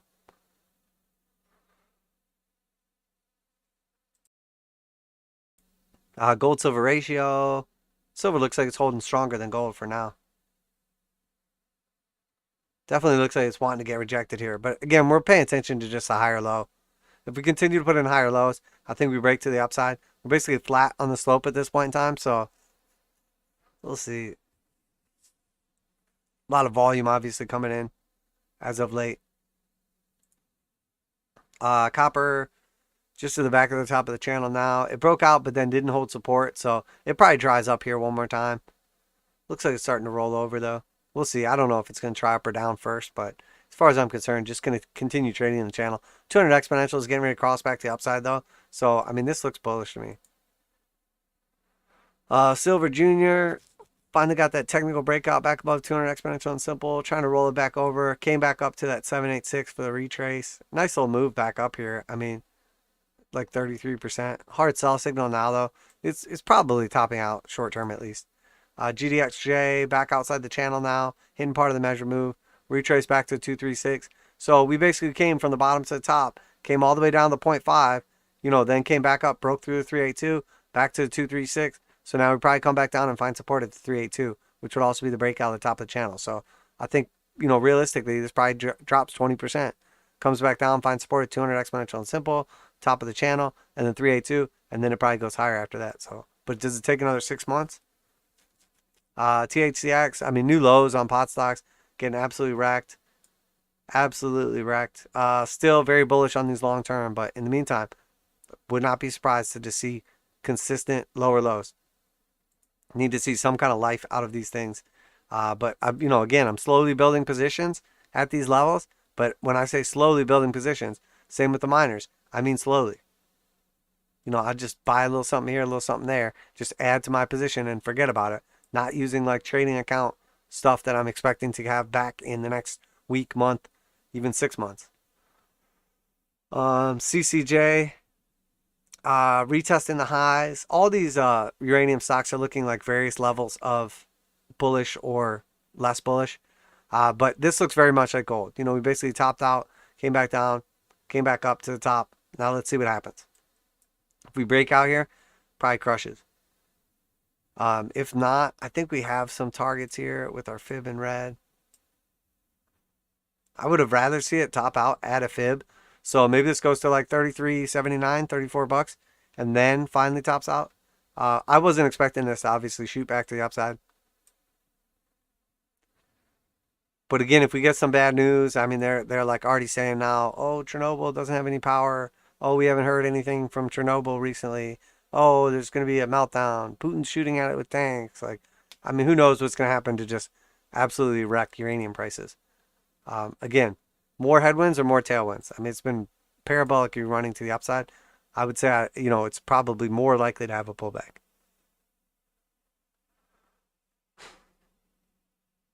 Oh, shit. Look, they got a new bot. We haven't had a bot in here in a while, guys. Look at that. Big D says, we need to buy Russian bonds. Yeah, sure. Good one. Seriously. Tell another one. I'm assuming you're joking, dude. All right, if you ask me, like, hey, do you want to invest in a country that the whole world might be really mad at, that we might go into, like, nuclear World War III with? Or also, potentially, would you like to invest in the country that's, like, maybe going to get like wiped off the face of the earth? Do you have any interest in them because they're paying 11%? I would probably pass on both those. Total Grass Fitness says, I wonder how many people went into ARC because the face is a woman. Oh, 100%, Total Grasp. 100%. 100%. That was my exact point too, is what I was saying earlier. People like relatable stuff. So lots of women probably bought into ARC because it was a woman. Lots of dudes probably bought into ARC because, Kathy is an attractive older woman. Now, granted, she aged about 30 years in the last, 2 years, but that's what happens when you lose, $30 billion. Same with minorities, man. Why do you think they want to put minority faces on TV channels or whatever? Because people are like, oh, I'm black, he's black. Hey, we're black together. I'll invest. It's just how they put these people into positions. I mean, it's great. I mean, I'm all about equality, but when I give people a job or look at someone for a position, I'm not looking at what color they are, or if they're a boy or a girl, or if they're not sure or whatever. I'm looking at who's going to do the best job. That's what matters to me. If I was getting ready to go in for surgery and they were like, hey, do you want a minority surgeon that's okay, but he looks like you, or would you like a person that you don't get to pick what they look like or their sex, but they're like the best surgeon. I'd be like, well, I don't know. Probably just the guy who's not going to fuck up the surgery. I mean, but that's not the world we live in. They're like, well, because of equality, we decided we're actually going to have a woman surgeon operate on you. She's never actually done this before, but she was on a scholarship, but she only got the scholarship because she's a woman. So good luck. No, that sounds terrible to me. That sounds absolutely terrible. But that's how they do things. They basically pick people that you relate with or listen to, or, you'll think, oh, this person's credible because they're like me. So we have a lot in common. Therefore, I'll listen to them. And the next thing you know, the ark sinks, it's on fire. And then it turns out that she was actually, one of the minions of Satan and not, the holy Noah that she portrayed herself to be. But that being said, let's keep moving. Let's look at some cryptos. So Bitcoin futures chart obviously still looks like total trash. The 200 simple has technically flattened back out, moved back up here. I mean, nothing really changes here. Looks like basically just chop around below it. It's obviously never going to be bullish again unless we're back on top of it. So unless we get back above 45, 46K during the week when the markets are open, it doesn't really matter. So I was joking, of course. Yeah, but people think like that, man. Think about how many people really are like, oh man, 11%. That's great. I was joking, of course, about the bonds. However, uneducated economists mentioned that the big guys, JP Morgan, etc., after the default will scoop up everything. Yeah. I mean, there's definitely companies over there that will be good and will have a future probably, depending on how things work out. But I mean, we've talked about this in long detail before about how a lot of money is made in a bull market, but the real money is made in the bear market. So sure, a bunch of money was made in the lead up during the 1920s, the roaring 20s, but the real money, the best trades ever made, the best investments, the best pies were during the Great Depression. After the stock market is completely crashed, after it's at nothing, after people are spending their money just to try to feed their family and put clothes over their head. They're selling one kid so they can feed their other two kids. The Great Depression was nasty. Hooverville, all that stuff. It was terrible. But that's when the best purchases were made. That's when the real wealth was made, because they're buying things at absolute rock bottom prices. Not because people are scared, but because it's time and price capitulation. And that's the best time. So do you want to buy into a country that has a legitimate reason to be absolutely crushed like that? Or, I mean, for me, I want to buy the strongest country at the worst time. I don't want to buy there's just too much geopolitical risk, I guess I would say. But, will there be some great oil producers that you can purchase at rock bottom prices in the future at some point in time, if and when the sanctions come off? Sure. But what has to happen realistically before then? I mean, basically, before Russia is legitimately investable, in my opinion. I'm not saying you can't gamble and buy some Russian stocks, if you can. But before it's actually investable again, pretty much Putin has to be gone. He has to be either in jail or dead, at least out of power. But that's the only way that the world will be oh, it's not Russia's fault. It was all that guy. There has to be a scapegoat before it's investable, in my opinion. I bet CW is short on ARK. ARK is such trash. Okay, so Bitcoin. Let's talk about the actual spot market chart. We're seeing a hard sell right here. Looks terrible. A couple more days. Wiped out that little boost. This was the Janet Yellen bump right here. And it's everything's good because we got there was news and it said crypto. Even if it was good or bad, immediately that's bullish because they said crypto. And then what happened? I mean, we just melted down. Gave all that back. It looks terrible. Looks absolutely terrible. If we look at the spot market chart, though, I was talking about this in the group. We were talking about the potential pattern that this could be. And obviously, I had this green ascending support right here. And then obviously, I have the blue triangle drawn in as well. And we're talking about what pattern this could potentially be. Depending on how you look at this, you could call this an ascending triangle. You could call it a wedge or, some form of symmetrical kind of looking triangle, sort of. I think honestly, I mean, it's probably just I mean, it depends how you look at it. If you draw it like flat top based on closes on the daily, it looks more like an ascending triangle. If you go by the peak right here and you just look at the wicks, it looks a little bit less bullish with like a flat top. Obviously, typically what you want to see is a little something more like that. But depending on what exchange you look at, you might have a little something more like that. So depending on where you're looking at, or what time frame you're on, etc., we basically bounced the bottom of the range, got a nice pushback up to another lower high, and then we're back down at the bottom of the range again. So to me, it looks like, we basically have a bearish lead in, we have a consolidation, and then we probably just get another bearish leg after that. And then you guys know my macro right now is that we're in the C of the correction, and that this is our 1, this was our 2 retracement, which basically took us around the 0.5 of the move down. So we sold off.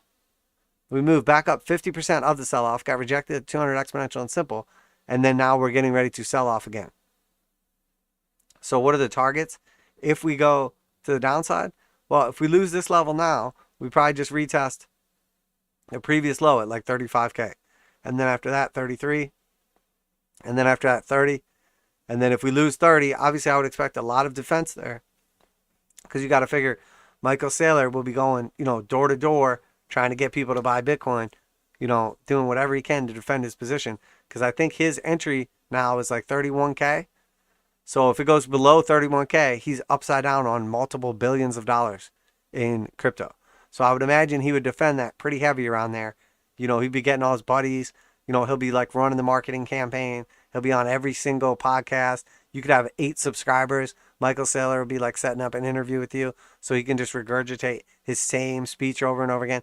That's another reason why Michael Saylor and Cathie Wood are total trash. And you could tell that they're like cult garbage trash. No matter what question you ask them, they just give their speech. Okay, you could ask them anything. You're like, hey, what's your favorite color? And they'll be like, well, actually, gold's my favorite color because gold is what Bitcoin is, and not actual gold, but digital gold. Because here's the thing about Bitcoin, okay? It's cybersecurity and the apex predator of the Tyrannosaurus Rex with the little arms, and then it's definitely not going to go extinct because it's the soundest money and the super Manhattan cyberspace security, and you could move it over here, and it doesn't. He says the same fucking thing over and over again. And you're like, oh, whoa, I asked you what your favorite color was. Like, what are you talking about? And Cathie Wood's the same exact way. You ask her about anything. You're like, hey, when would you know if you're wrong about like technology and innovation and everything? And she just goes into her same speech. Well, we have a 5-year time horizon, and we're convinced that we have the best investment things, and we're doing the research, and we publish everything, and then the innovation and the yield curves feeling. They just say the same thing over and over again. They're like brain dead, cult leaders that just say the same thing over and over again, like they're reading from a script over and over again. That's not cool. You should never invest like that. There should be a point in time where you're like, okay, it turns out actually I'm wrong, and now I'm going to shift. And then you're like, well, how do you know you're wrong now? Well, because I already predefined it ahead of time. I already said ahead of time when the 821 crosses back to the upside, when we reclaim the 200 exponential and simple, when the slope is moving back to the upside. That's how I know I'm wrong. We're not going lower. Then, we reevaluate. But if you can't define ahead of time when you're wrong about your fundamentals or your technicals or whatever, you're just a cult leader. You're just so sure. I mean, and when I say a cult leader, it's just like an undeniable belief in something. Okay, so if you want to be nice and not be mean to the cults, we can say you have faith. You have faith in your beliefs. You have faith in your investment ideas. But it's the same thing.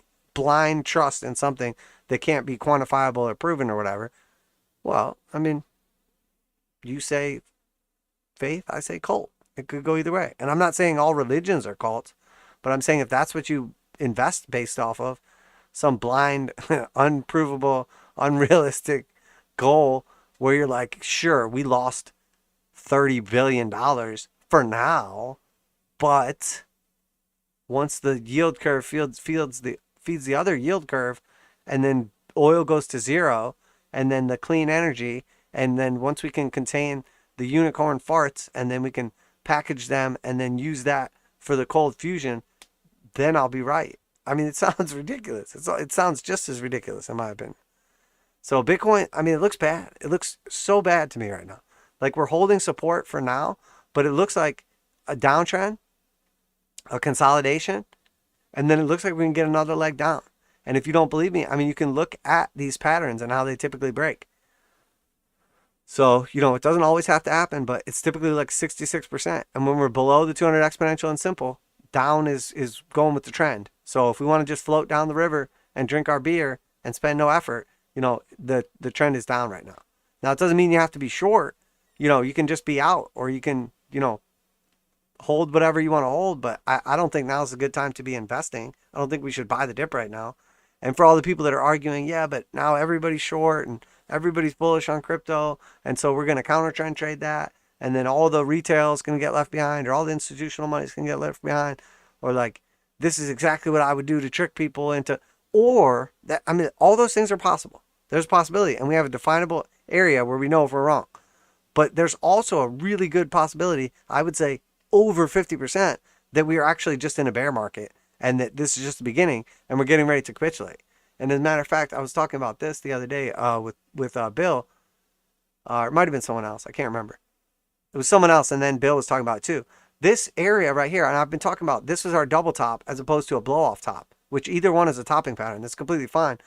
But this is exactly, what's happening right now is exactly what everybody was saying back here. They were saying, okay, we've been going sideways for a while. We're not going lower. Bitcoin's getting ready to take off to the upside. This is it. We're consolidating. There's a solid support right here. There's no more sellers, da da da da.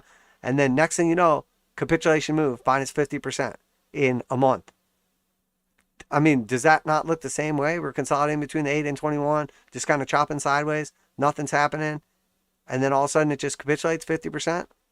That's what it looks like to me. All red histograms. All red histograms. Hard sell signal. Hard sell signal. I mean, that's what it looks like to me. Could I be wrong? Yes, 100%. We could literally just go up from here. Let's look at our weekly chart. What does it look like? We can't get above the 8. Rejected, rejected, rejected, rejected, rejected. So what happens? You get rejected enough times, and then you really get rejected. You go lower. So next target to downside, 36,000. After that, next target to downside, 31, 30,000, something like that. Then where do we really go? Probably like 26, maybe 21. I mean, I don't know. We have to stair step it down, but there's nothing bullish. The most bullish thing that we could possibly say right now is we got out of the bearish control zone. We did it. We're out of the bearish control zone, guys. Congratulations. Well, what happened the last time when we saved it and then moved back to the upside? We got out of the bearish control zone, and then we reclaimed the 8 and 21.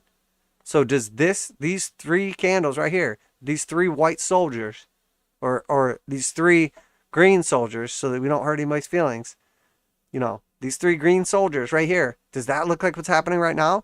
Or does it look like we're getting rejected hard and getting smashed to the downside because the crypto cult is dead and there's no more buyers?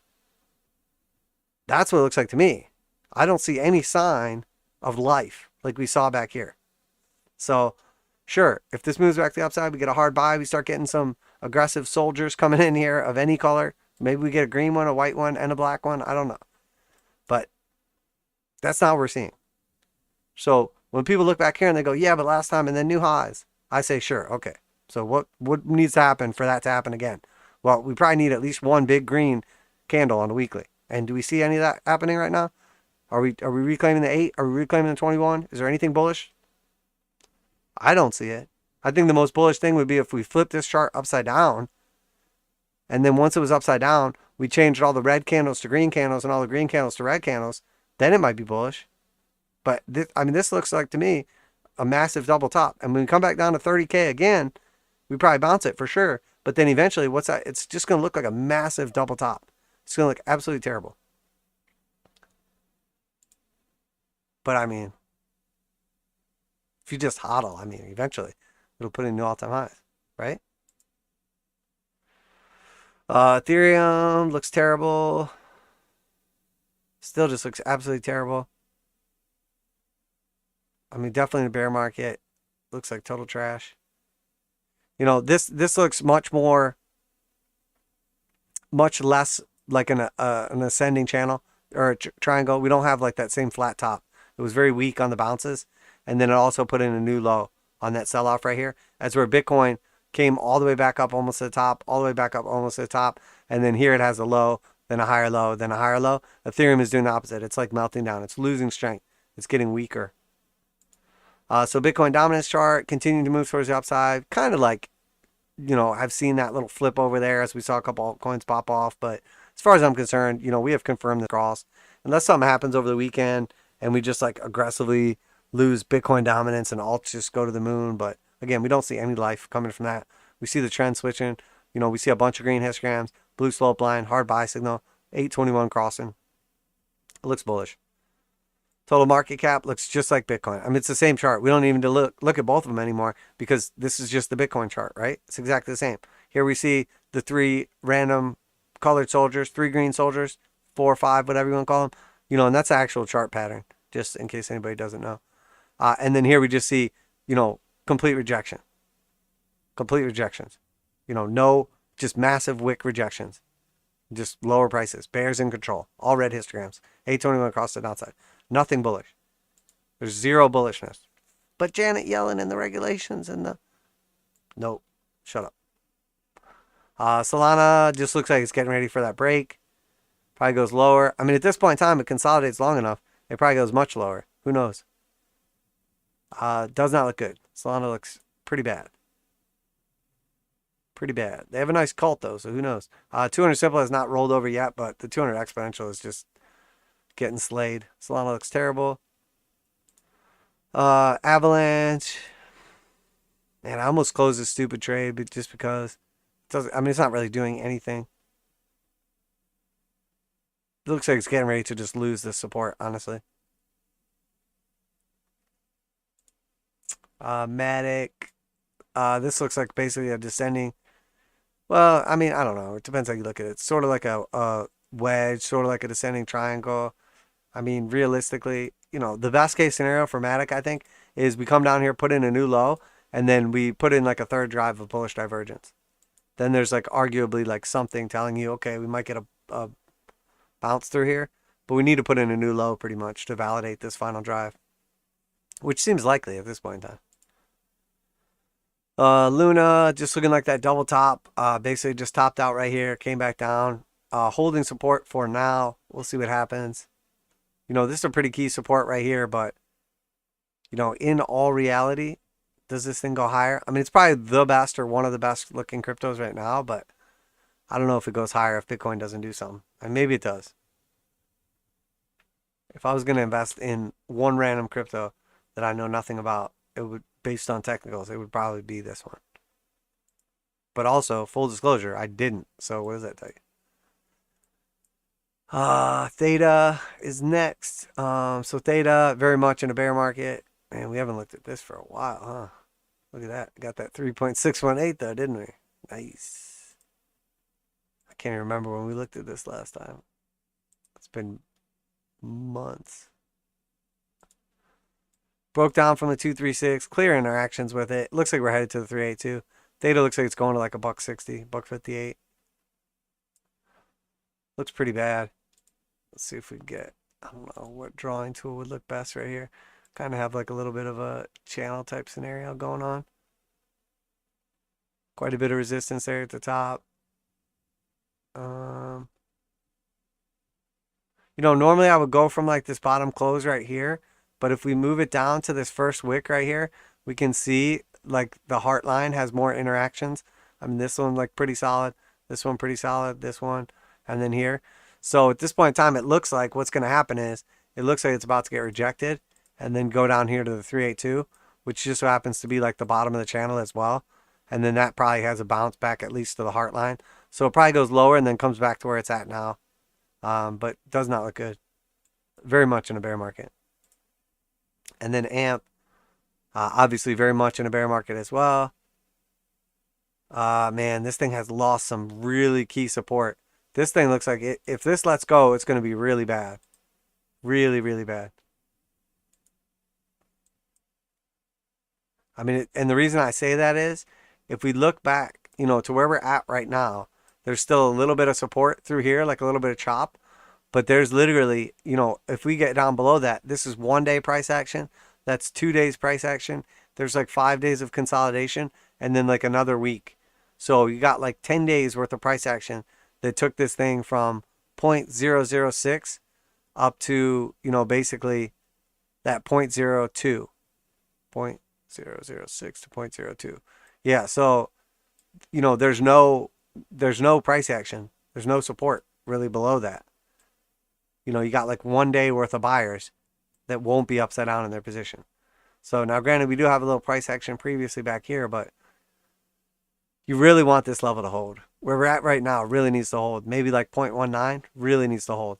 If it doesn't though, I mean, this thing probably goes to 0.012. That's what it looks like it's going. Looks like it's about to take a 50% haircut, honestly. But it probably does take a little pit stop at 0.19. It looks terrible though. Hard sell signal. Still has a blue slope line here.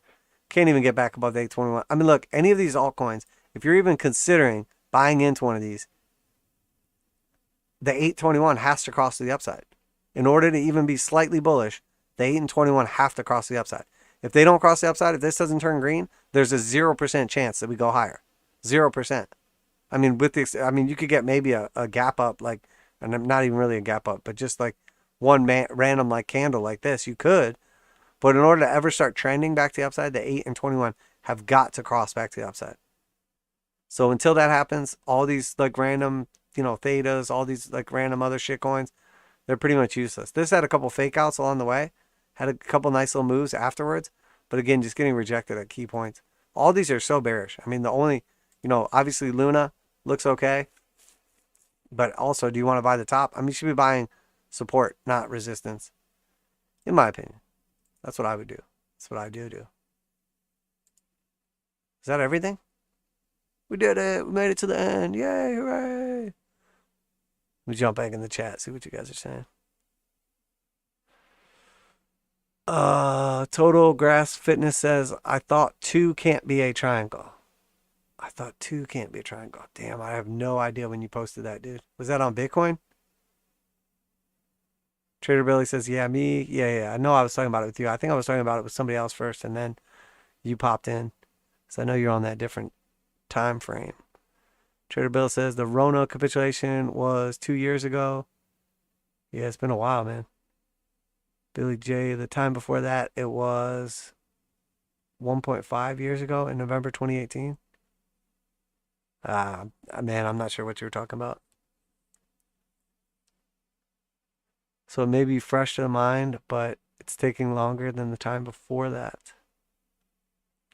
Oh, you must be talking about the Bitcoin chart, right? With the 821 cross, maybe?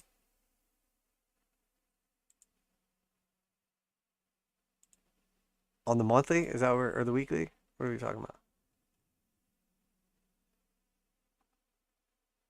Right here? That's that Rona dump. But I mean, we did have a slight cross back up there, fake out, and then the Rona dump. But I mean, you know, again, I was extremely bearish leading up to that because we lost the 821, and we could see it even clearer on the daily. Yeah, okay. I mean, but on the monthly, we never actually crossed down for the Rona, but we have for every one of our actual bear markets. So we know that if we lose this and we cross down, now granted though, when the actual cross occurred, that was the absolute bottom. So when this cross actually occurs, there is a likelihood that that will be the absolute bottom unless we go into like a 5-wave full correction of like Bitcoin's entire life cycle. But I mean, again, you know, the easiest thing to do is just remember, no matter what, if we're under the 200 exponential and simple, it's bearish. We're in a bear trend. And if the 821 aren't crossed back to the upside, there's no sign of life from these assets.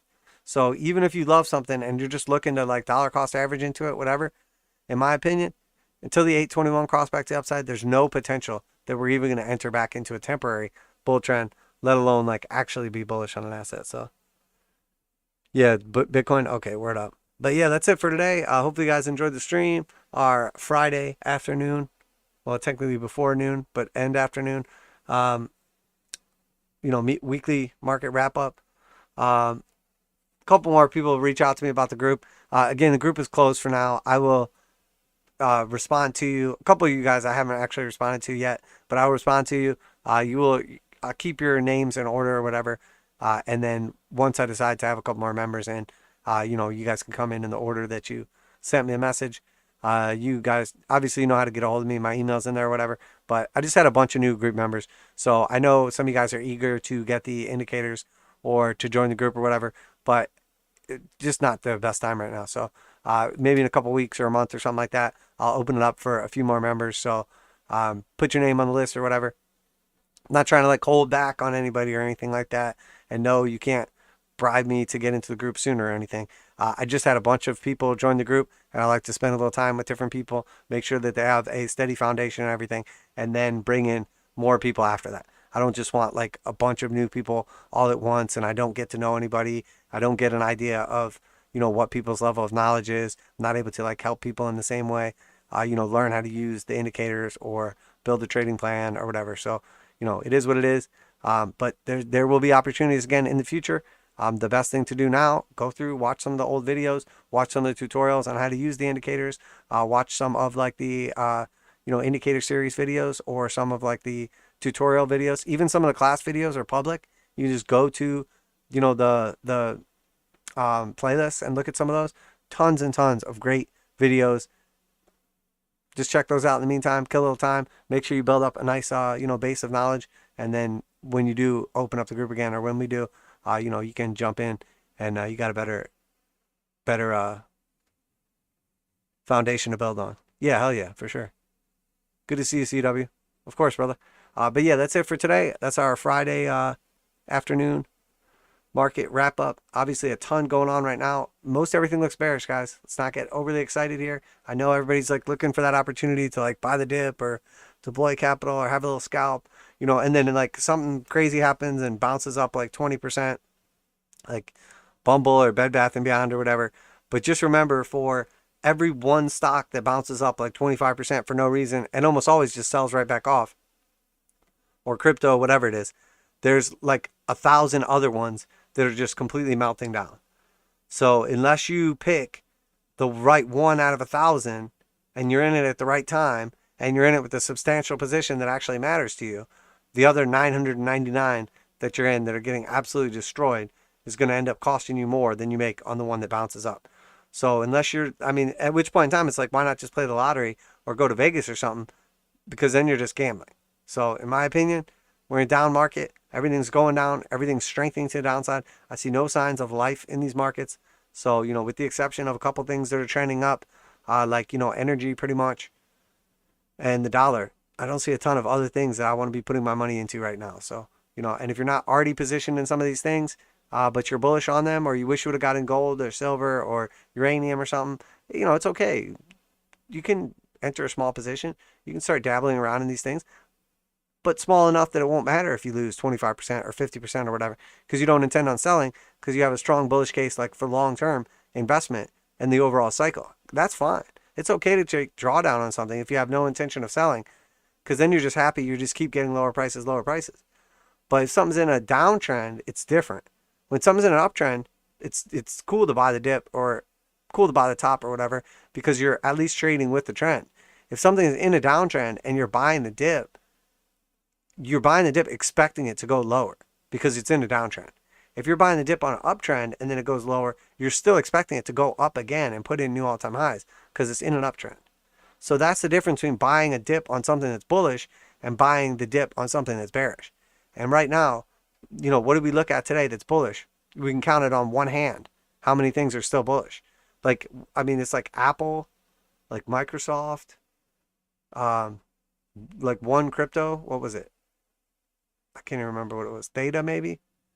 Oil, energy, couple commodities, dollar. And then how many we look at that are just absolute trash? Every other one. Good to see you, Bill Jansen. Appreciate you, brother. Big D, take care of you as well, my friend. Of course, brother. That's what I'm here for, man. But yeah, that's it. We're going to go ahead and wrap it up there. Make sure to protect your capital. Everybody have a good weekend. Spend a little time with your family. Enjoy yourself. Get out there. Exercise. Eat right. Have a little fun. Smile. Take a little time away from the charts. Don't worry about some little move up or little move down. We're basically just chopping around. But it does look like we're starting to fill out that pattern. And it does look more likely than not like Bitcoin is getting ready to break to the downside.